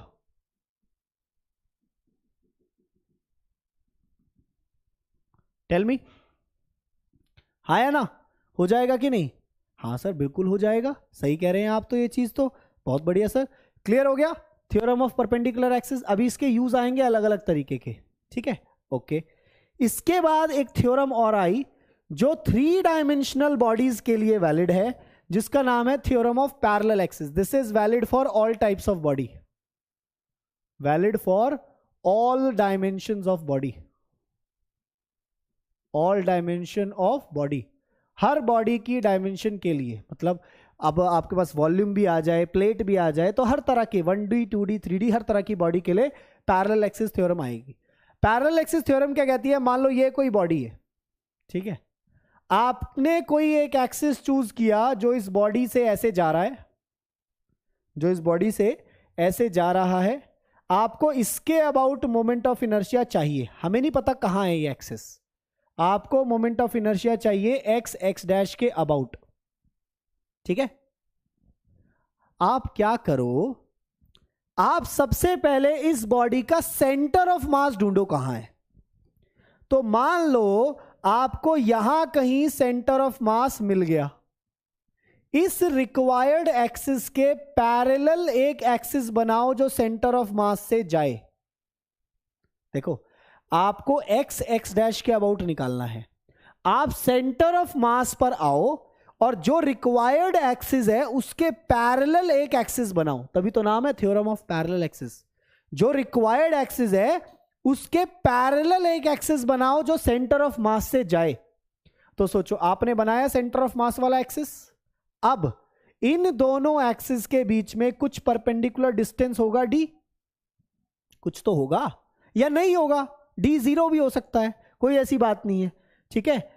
तो अगर कुछ डिस्टेंस है d, परपेंडिकुलर डिस्टेंस, तो मोमेंट ऑफ इनर्शिया आपके वाले एक्सिस x के लिए will be moment of inertia of the body about parallel axis passing through COM, parallel axis passing through COM, center of mass, plus capital M, mass of the body, into d square, into d square। ये आपको याद रखना है कि आपके जिस axis के about आपको चाहिए, आप उसके पैरेलल सेंटर ऑफ मास से एक एक्सिस निकालो, इनके बीच का परपेंडिकुलर डिस्टेंस पता करो, सेंटर ऑफ मास वाला जो मोमेंट ऑफ इनर्शिया होगा वो आपको पता होना चाहिए, प्लस md² कर दो, आपका आपके आस्क्ड क्वेश्चन के अबाउट मोमेंट ऑफ इनर्शिया आ जाएगा। इसका एग्जाम्पल बताता हूं, साथ के साथ ही समझ में आ जाएगा। एग्जाम्पल देखो, एग्जाम्पल ये है, मान लो मेरे पास एक रॉड है, ठीक है, m मास की l लेंथ की एक रॉड है, m मास है, l लेंथ है। अब मैंने एक एक्सिस लिया जो इस बॉडी के एज से पास कर रहा है, ऐसे x x dash, axis passing through as.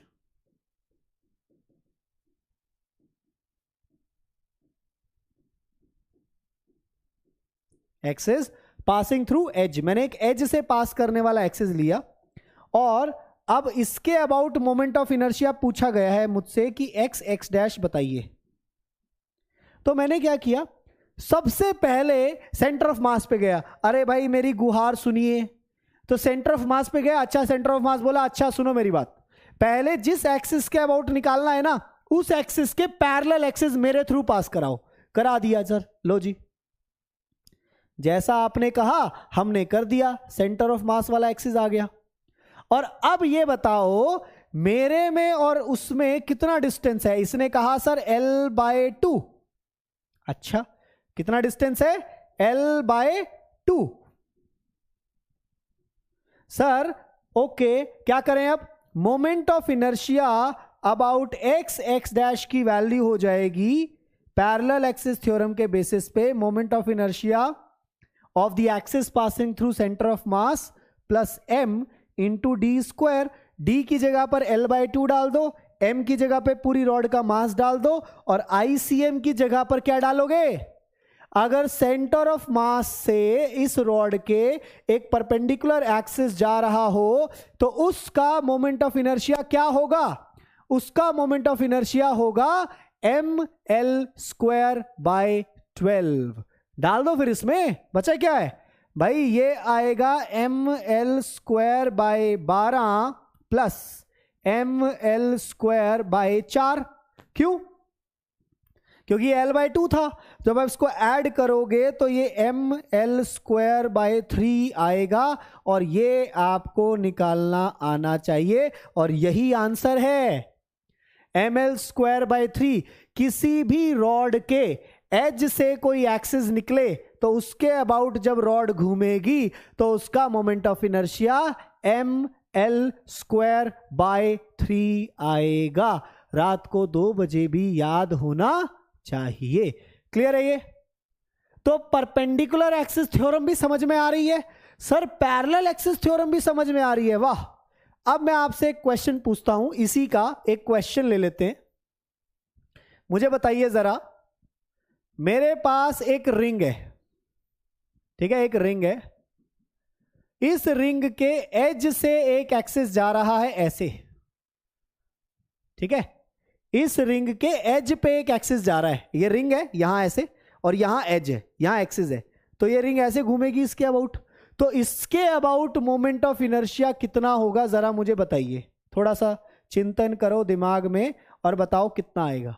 सबसे पहले सेंटर ऑफ मास पे इसका पैरेलल एक्सिस बनाओ, इसके अबाउट तो पता है आपको mr², और बीच में डिस्टेंस कितना है r, तो moment of inertia about x x dash की वैल्यू आ जाएगी mr² प्लस mr²। देखो mr² प्लस mr² कितना आया, 2mr² आ गया कि नहीं,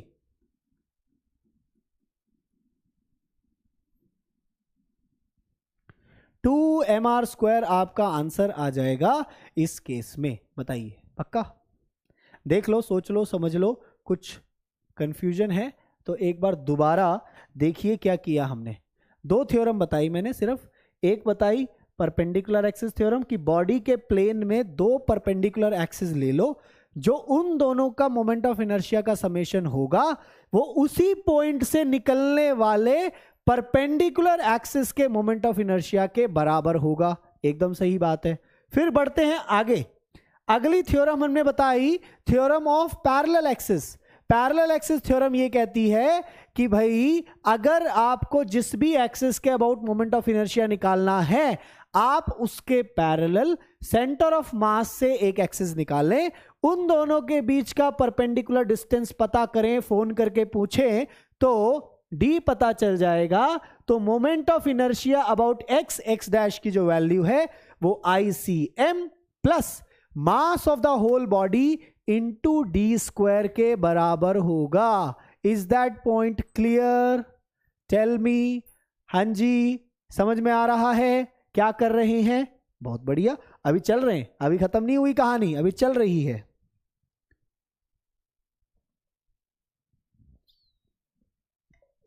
चलो फिर आगे बढ़ते हैं।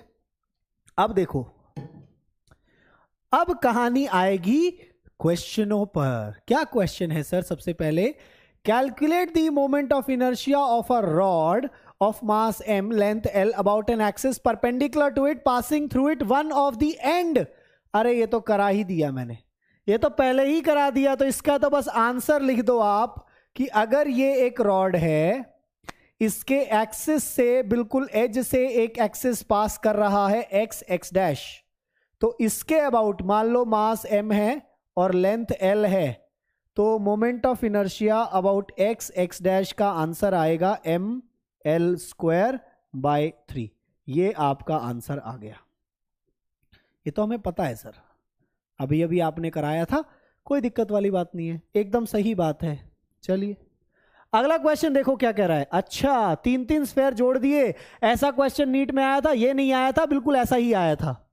3 solids each of mass p and radius q, mass p है, रेडियस q है, और 3 सॉलिड हैं, तीनों स्फेयर हैं, solid sphere, are arranged as shown in the figure। the moment of inertia of the arrangement about the axis y dash will be। सोचो सोचो सोचो सोचो, इसको दे दिया नंबर 1, इसको दे दिया नंबर 2, इसको दे दिया नंबर 3, ताकि आप इनको लेबल कर सको। सोचो, moment of inertia about the y dash will be moment of inertia of sphere 1 plus moment of inertia of sphere 2 plus moment of inertia of sphere 3। तीनों पार्टिकल घूम रहे हैं, तीनों का मोमेंट ऑफ इनर्शिया निकाल के ऐड कर देंगे। लेकिन पहले वाले के लिए तो डायमीटर से जा रहा है, तो इसकी तो वैल्यू हो जाएगी 2/3। हॉलो है, सॉलिड है, सॉलिड है तो 2/5। इसकी तो वैल्यू हो जाएगी 2/5 pq स्क्वायर। मास की जगह पे p आ गया, रेडियस की जगह पे q आ गया, 2/5 pq स्क्वायर। लेकिन 2 और 3 के लिए डायमीटर वाला एक्सिस नहीं है। 2 और 3 के लिए मान लो ये वाला कोई डायमीटर का एक्सिस होता, इसके पैरेलल यहां टच करके एक्सिस जा रहा है r डिस्टेंस पर।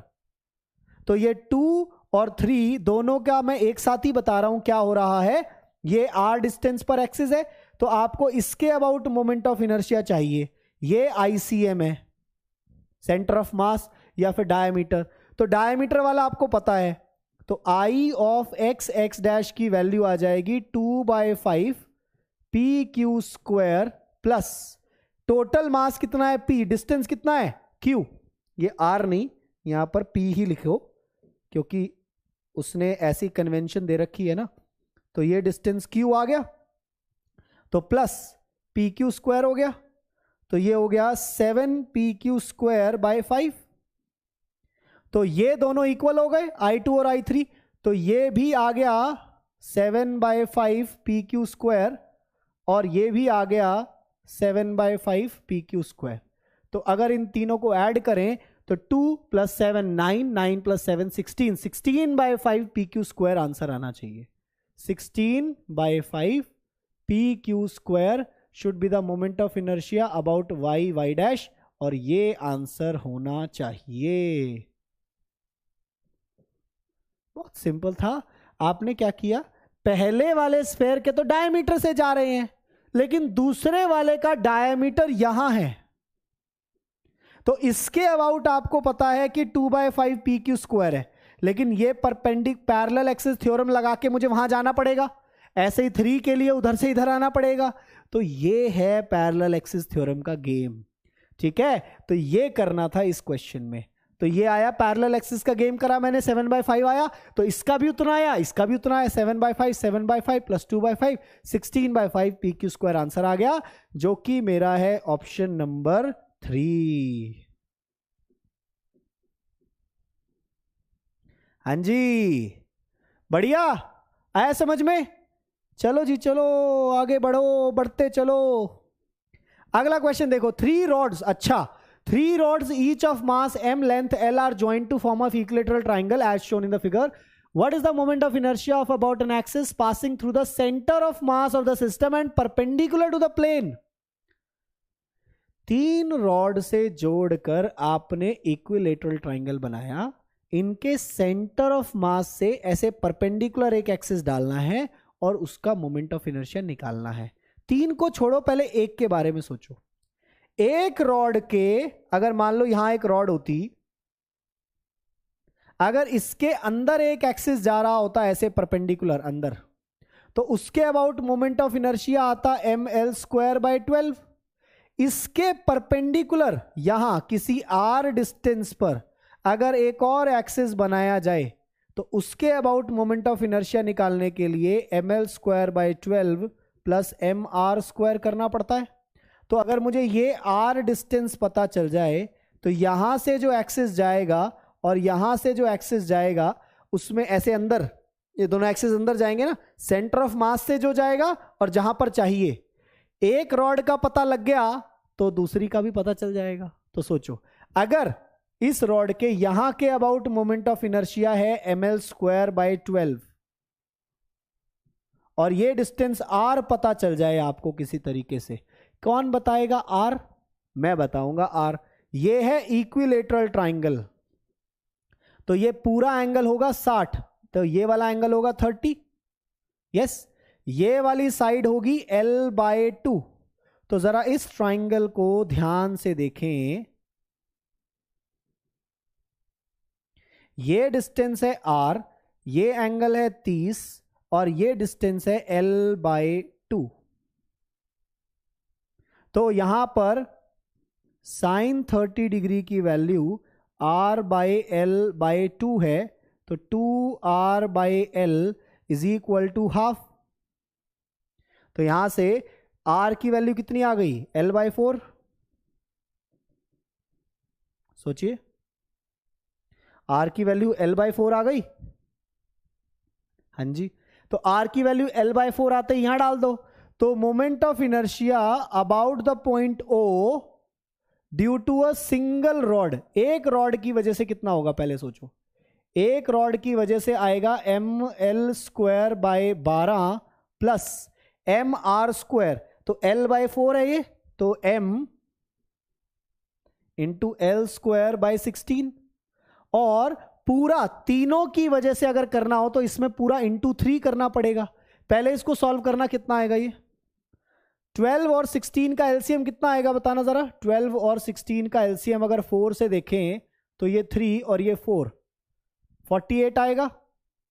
तो ये आएगा 4 और 3 इंटू ml², ये आ गया 7 ml²/48 आ गया। हाँ जी, सही बात है। अब इसको मल्टीप्लाई कर दो, इसको मल्टीप्लाई करना पड़ेगा आपको 3 से। टेल मी, इसको 3 से मल्टीप्लाई करना पड़ेगा कि नहीं? ये r की वैल्यू सही आई है कि नहीं? ये आ रहा है sin 30, तो ये बेस था, यहीं पर हमने गलती कर दी।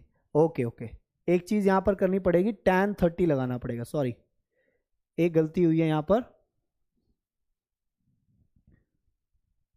ये बेस है, ये वाला जो l/2 था ये बेस था, तो यहां पर tan 30 लगेगा ना। सॉरी फॉर दैट मिस्टेक बेटा, r/l/2 हो गया ना, तो ये 1/√3 हो गया।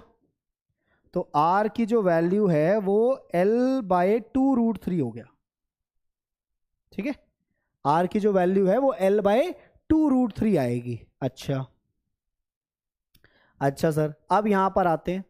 अब ये आएगा ml²/12 plus m into r का स्क्वायर, तो l का स्क्वायर बाय 2 का स्क्वायर 4 और 3, ये भी 12 आ जाएगा। सोचो, 2 का स्क्वायर 4 और √3 का स्क्वायर 12, तो ml²/12 हो गया। तो ये m एल स्क्वायर बाय 6 हो गया। ये एक रॉड का आया, तो 3 रॉड का क्या होगा? 3 रॉड्स का उसी पॉइंट पे, so 3 times M L square by 6, इसको कैंसिल करो 2, तो 1/2 एम एल स्क्वायर आंसर आ रहा है कि नहीं?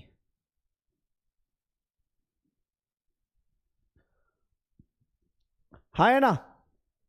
तो ये आ गया आपका आंसर, ऑप्शन नंबर बी। ठीक है, this is the answer to this question. बताइए, क्लियर है? पक्का? बहुत बढ़िया। चलो जी आगे बढ़ते हैं फिर।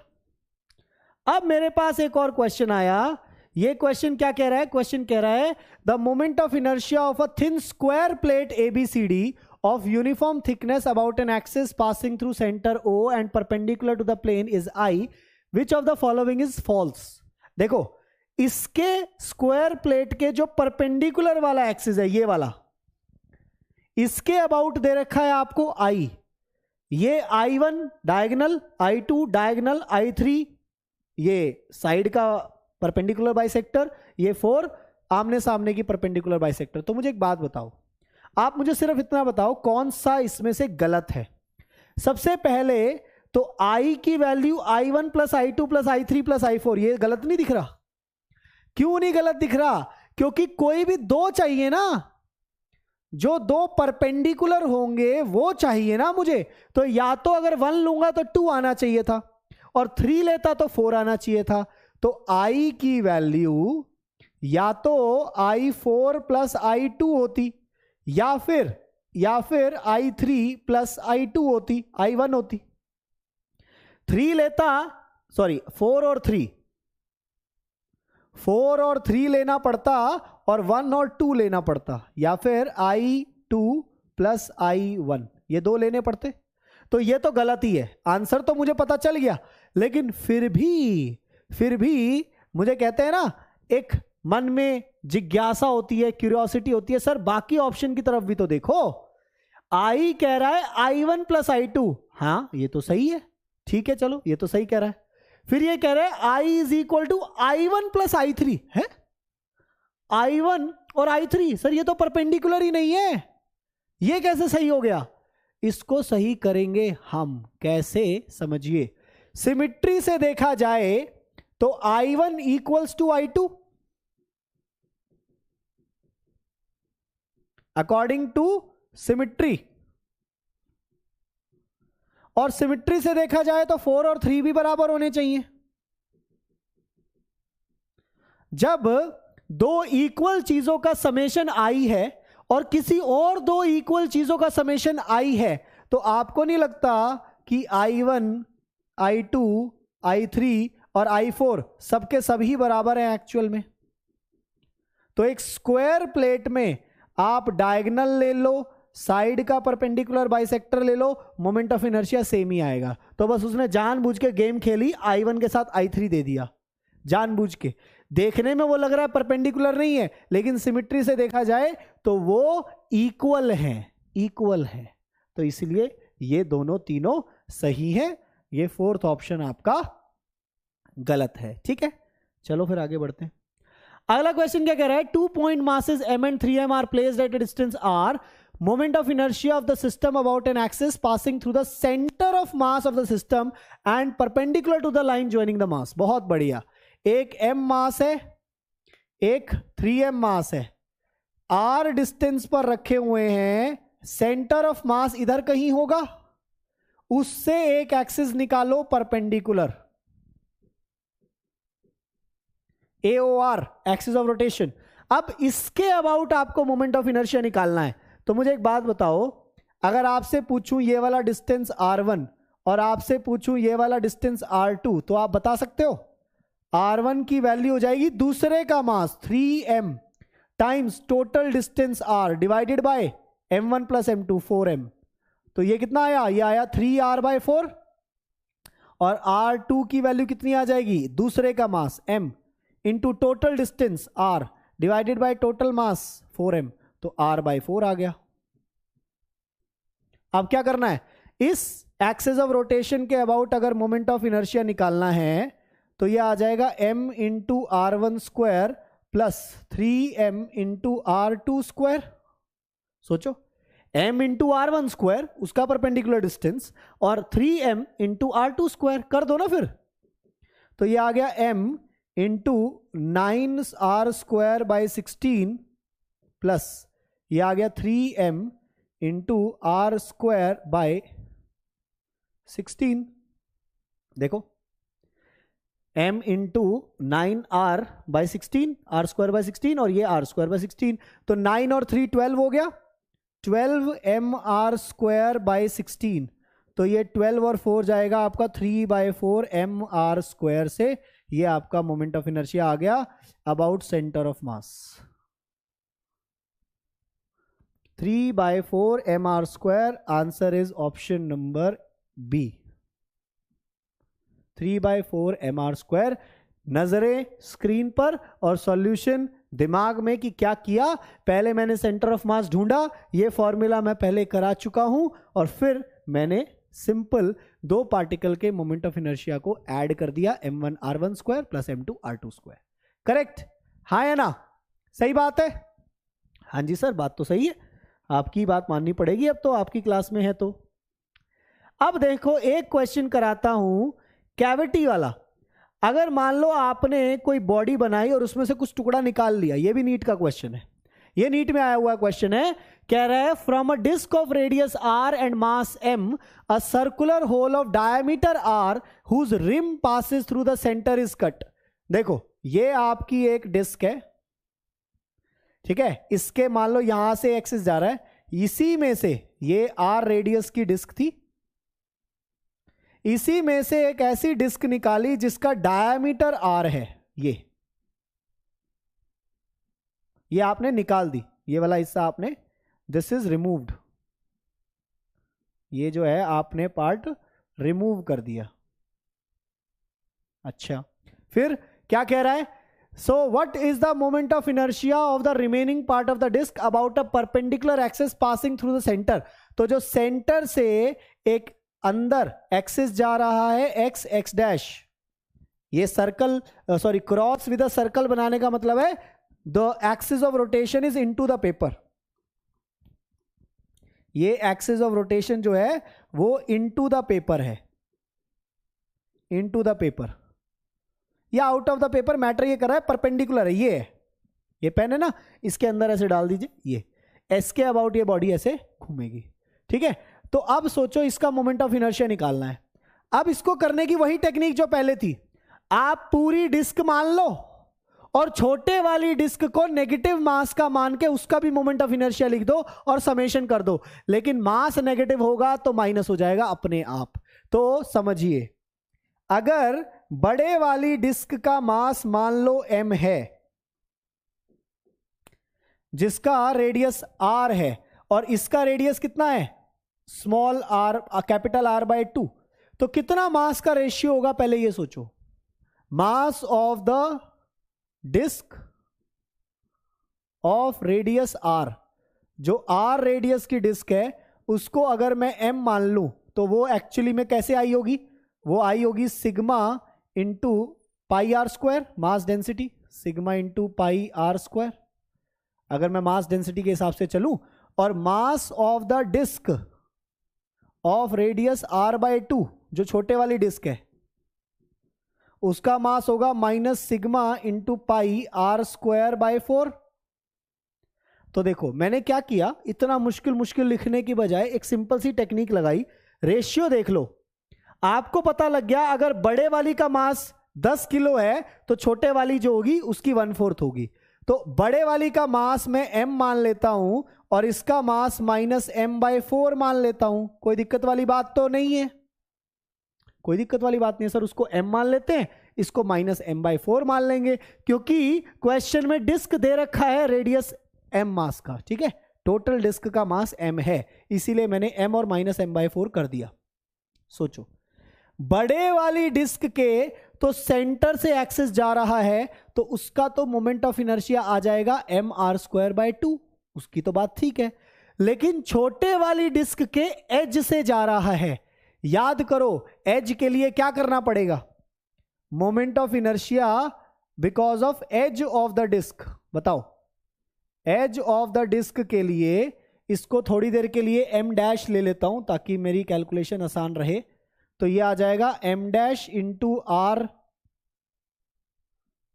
ये आ जाएगा m डैश इंटू रेडियस का स्क्वायर का आधा। पहले तो सेंटर ऑफ मास के अबाउट लिखेंगे ना, तो सेंटर ऑफ मास के अबाउट कितना आएगा, I C M plus m dash into R by 2 का होल स्क्वायर। फॉर्मूला तो ये है, देखो ICM plus m dash into R by 2 का होल स्क्वायर। इन दोनों के बीच में डिस्टेंस कितना है, एक एक्सिस अगर यहां से डालूंगा तो इनके बीच में डिस्टेंस r बाई 2 हो जाएगा, तो md स्क्वायर करूंगा ना। ICM कितना आएगा, ICM आएगा m डैश इंटू रेडियस कितना है r बाई 2, तो r स्क्वायर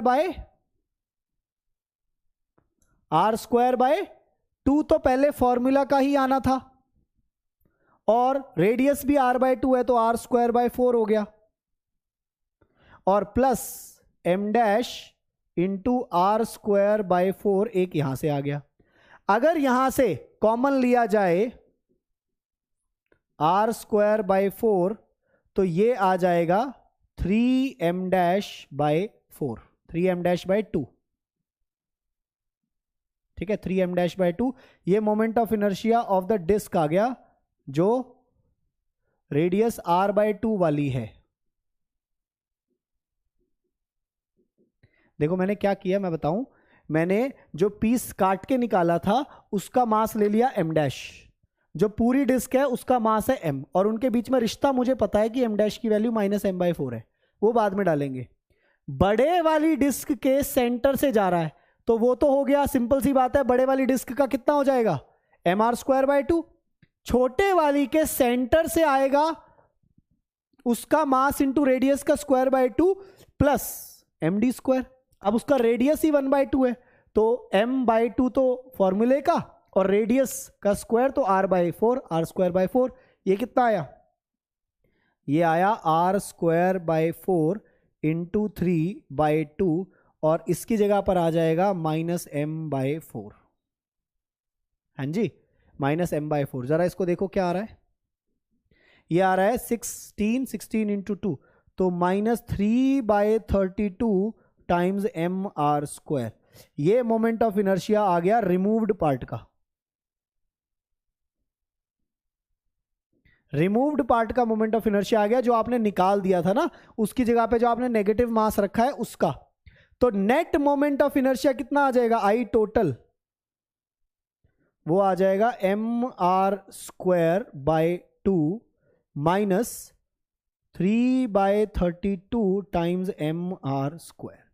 तो जरा सॉल्व करिए, एलसीएम 32 आएगा, M R square as it is रहेगा, 32 एलसीएम आएगा तो 16 माइनस 3 हो जाएगा। ये सोचो, 32 एलसीएम आएगा, 16 माइनस 3 तो 16 माइनस 3, तो आई थिंक कितना आ रहा है 13 by 32। Very good, 13 by 32 M R square इसका आंसर आ रहा है। ये नीट का क्वेश्चन है। अगर आप सोच रहे हो ना कि सर इस तरह के क्वेश्चन में तो टाइम लग जाएगा, इन तरह के क्वेश्चन की कोई ट्रिक नहीं होती। ट्रिक तब बनती है जब आपने 10 क्वेश्चन ऐसे प्रैक्टिस करे हो। अगर 10 क्वेश्चन प्रैक्टिस करे होते ना तो मैं आपको बताता हूं कैसे ये क्वेश्चन होता है। आप पता है क्या सोचते, ये सोचते बड़ा मास m, छोटे वाला इसका 1/4 एरिया है। कैसे पता चला, पहले से पता है। क्यों, क्योंकि 10 क्वेश्चन किए हुए हैं, तो इतनी मेहनत बच जाती। क्योंकि ये रेडियस है पाई आर स्क्वायर बाय 4 और पूरे का रेडियस है पाई आर स्क्वायर, तो 1/4 एरिया हो गया, 1/4 मास हो गया। तो अगर बड़े वाले का m है, छोटे वाले का m बाय 4। अच्छा सर, अब उसका रेडियस r बाय 2 है, उसके सेंटर से निकाला तो कितना आएगा, एम आर स्क्वायर बाय 8, और उसके अंदर एम डी स्क्वायर करा, फिर जाके ऐड कर दो। इतना तो करना पड़ेगा, इतना तो करना पड़ेगा। हर चीज टिप्स पे नहीं हो सकती ना, गलती हो जाएगी, तो इतना तो करना ही पड़ेगा। 13 by 32 M R square answer आ गया, ऑप्शन नंबर 3। ठीक है जी, 13 by 32 M R square answer आ गया इस क्वेश्चन का। बोलो जी, बढ़िया, श्योर अबाउट इट, पक्का? हाँ जी, सही है सर। चलिए, अब हमारे पास एक टॉपिक आ रहा है जिसका नाम है रेडियस ऑफ जायरेशन। अब समझिए रेडियस ऑफ जायरेशन क्या है। रेडियस ऑफ जायरेशन बेसिकली एक ऐसा टॉपिक है जो ये कहता है कि आपकी बॉडी का जो भी एक्चुअल डिस्ट्रीब्यूशन है, मान लो ये कोई बॉडी आपके पास थी और ये इसका एक्सिस ऑफ रोटेशन है, ठीक है। अच्छा, ये इसका एक्सिस ऑफ रोटेशन है, आपके अलग अलग मासेस अलग अलग डिस्टेंस पर हैं। सब लोग अपना अपना सर्कल कंप्लीट कर रहे हैं, सब लोग अपना अपना सर्कल कंप्लीट कर रहे हैं,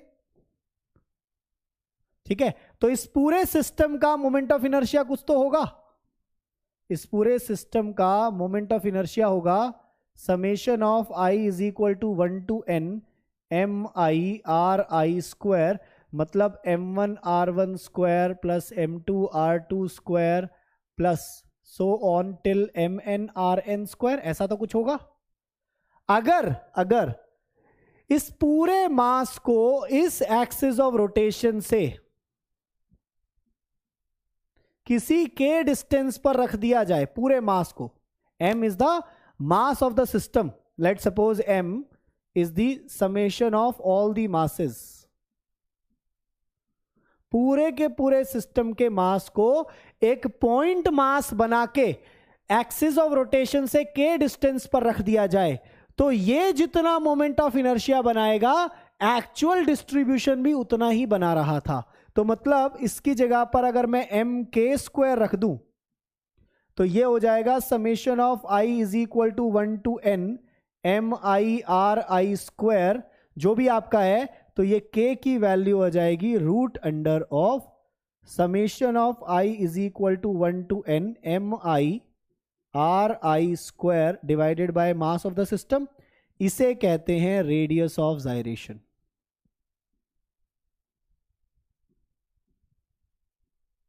इसका मतलब क्या हुआ रेडियस ऑफ जायरेशन का, कि आपकी बॉडी चाहे जो भी हो उसका सारा मोमेंट ऑफ इनर्शिया आप m के स्क्वायर के सामने रख दो, k आपका रेडियस ऑफ जायरेशन आ जाएगा। एग्जाम्पल, मुझे बताओ what is the moment of inertia of a ring about symmetric axis, about perpendicular axis through centre, tell me, perpendicular axis through centre, तो वो तो होता है सर mr स्क्वायर। तो mr स्क्वायर के सामने अगर m के स्क्वायर रख दूं तो k की वैल्यू 1 हो जाएगी। k की वैल्यू 1 ही होती है रिंग के लिए। अगर ये डिस्क होती, if disc, then mr square by 2 is equal to m के स्क्वायर, तो यहां से k की वैल्यू आती r बाय रूट 2, तो ये होता k ऑफ डिस्क, ठीक है। अगर मान लो मेरे पास एक हॉलो स्फेयर होता, एक हॉलो स्फेयर होता, तो 2/3 mr स्क्वायर की वैल्यू होती m k स्क्वायर, तो k की वैल्यू होती root under 2/3 of r। k की वैल्यू क्या होती, रूट अंडर 2/3 ऑफ r। तो आप ये चीज समझ लीजिए, जितना भी मोमेंट ऑफ इनर्शिया आपके सिस्टम का है उसको उठा के m के स्क्वायर के सामने रख दो, where m is the total mass of the system, वहां से k निकाल लो, वो आपका रेडियस ऑफ जायरेशन है। तो जनरली बहुत सारे क्वेश्चंस में ये मदद करता है आपको सॉल्व करने में, क्योंकि जो फॉर्मूलाज हैं, जितने भी हम फॉर्मूला बनाने वाले हैं, वो अब हम रेडियस ऑफ गायरेशन की फॉर्म में बनाएंगे, ठीक है। अच्छा सर, चलिए अब एक क्वेश्चन करते हैं जल्दी जल्दी। ये देखो आपके सामने moment of inertia of a solid cylinder about an axis of rotation is mr square by 2, what is the value of radius of gyration of the cylinder about this axis. बताइए, आपने mr square by 2, yes, mr square by 2 आपका solid cylinder का moment of inertia है, तो radius of gyration क्या होगा बताओ। mr square by 2 के सामने आप सीधा m के स्क्वायर रख दो, तो k की वैल्यू r बाय रूट 2 हो जाएगी। यही तो है रेडियस ऑफ जायरेशन। बताइए, this is the radius of gyration, correct, सही बात है, यस सर। चलिए आगे बढ़ते हैं। अब नेक्स्ट क्वेश्चन क्या कह रहा है, calculate the radius of gyration of a uniform circular ring about an axis passing through its diameter. बताइए जरा, what is the moment of inertia of a diameter of a ring? बताओ बताओ बताओ। Diameter of a ring, perpendicular वाला M R square, diameter वाला उसका आधा, तो एम आर स्क्वायर बाय 2 और इज इक्वल टू एम के स्क्वायर, तो k की वैल्यू आ गई r बाय √2 इस केस में भी। बताओ, सही बात है, आंसर आ गया। चलो आगे, calculate the radius of gyration of a circular disc about its diameter. अरे ये तो आप बता ही दोगे। What is the moment of inertia of a diameter of disc? Disc में होगा एम आर स्क्वायर बाय 4, याद है? तो ये आ जाएगा एम के स्क्वायर, तो k की वैल्यू आ गई r बाय 2। ये आपका आंसर आ गया। यस और नो? जो भी मोमेंट ऑफ इनर्शिया है उसको उठा के m के स्क्वायर के सामने रख दो, k की वैल्यू निकाल लो, वही आपका रेडियस ऑफ जाइरेशन है। क्लियर है? अब देखो, the angular speed of a motor wheel is increased. अब ये थोड़ा अलग तरह का क्वेश्चन है, काइनेमैटिक्स वाला एक क्वेश्चन आ गया हमारे सामने। Angular speed of motor wheel is increased from 600 RPM to 1200 RPM in 4 seconds. Calculate how many revolutions does the engine make during this time. Engine कितनी रेवोल्यूशंस करेगा इस समय में? तो सोचिए, इस तरह का क्वेश्चन आपने किया हुआ है, आपको इनिशियल ओमेगा पता है, फाइनल ओमेगा पता है, आपको टाइम पता है, आप अल्फा निकाल लो और फिर डेल्टा थीटा निकाल लो। तो ये क्वेश्चन आप होमवर्क कंसीडर कर लीजिए, ठीक है? ये आप लोगों को करना है। This is try your self, homework नहीं है ये, this is try your self, ठीक है जी? ट्राई योर सेल्फ है। इसका आंसर आप मुझसे नेक्स्ट क्लास में पूछ लेना, मैं आपको बता दूंगा, ठीक है?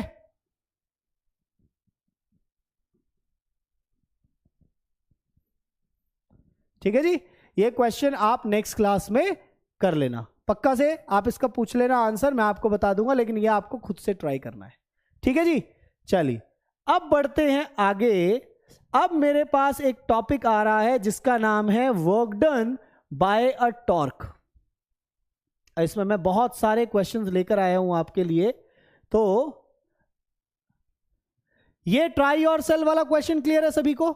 चलिए तो एक काम करते हैं, इस लेक्चर को मैं यहीं पर एंड कर रहा हूं। Work done by a torque और रोटेटिंग मोशन, जो रोलिंग मोशन होता है, उसको हम नेक्स्ट क्लास में कवर करेंगे।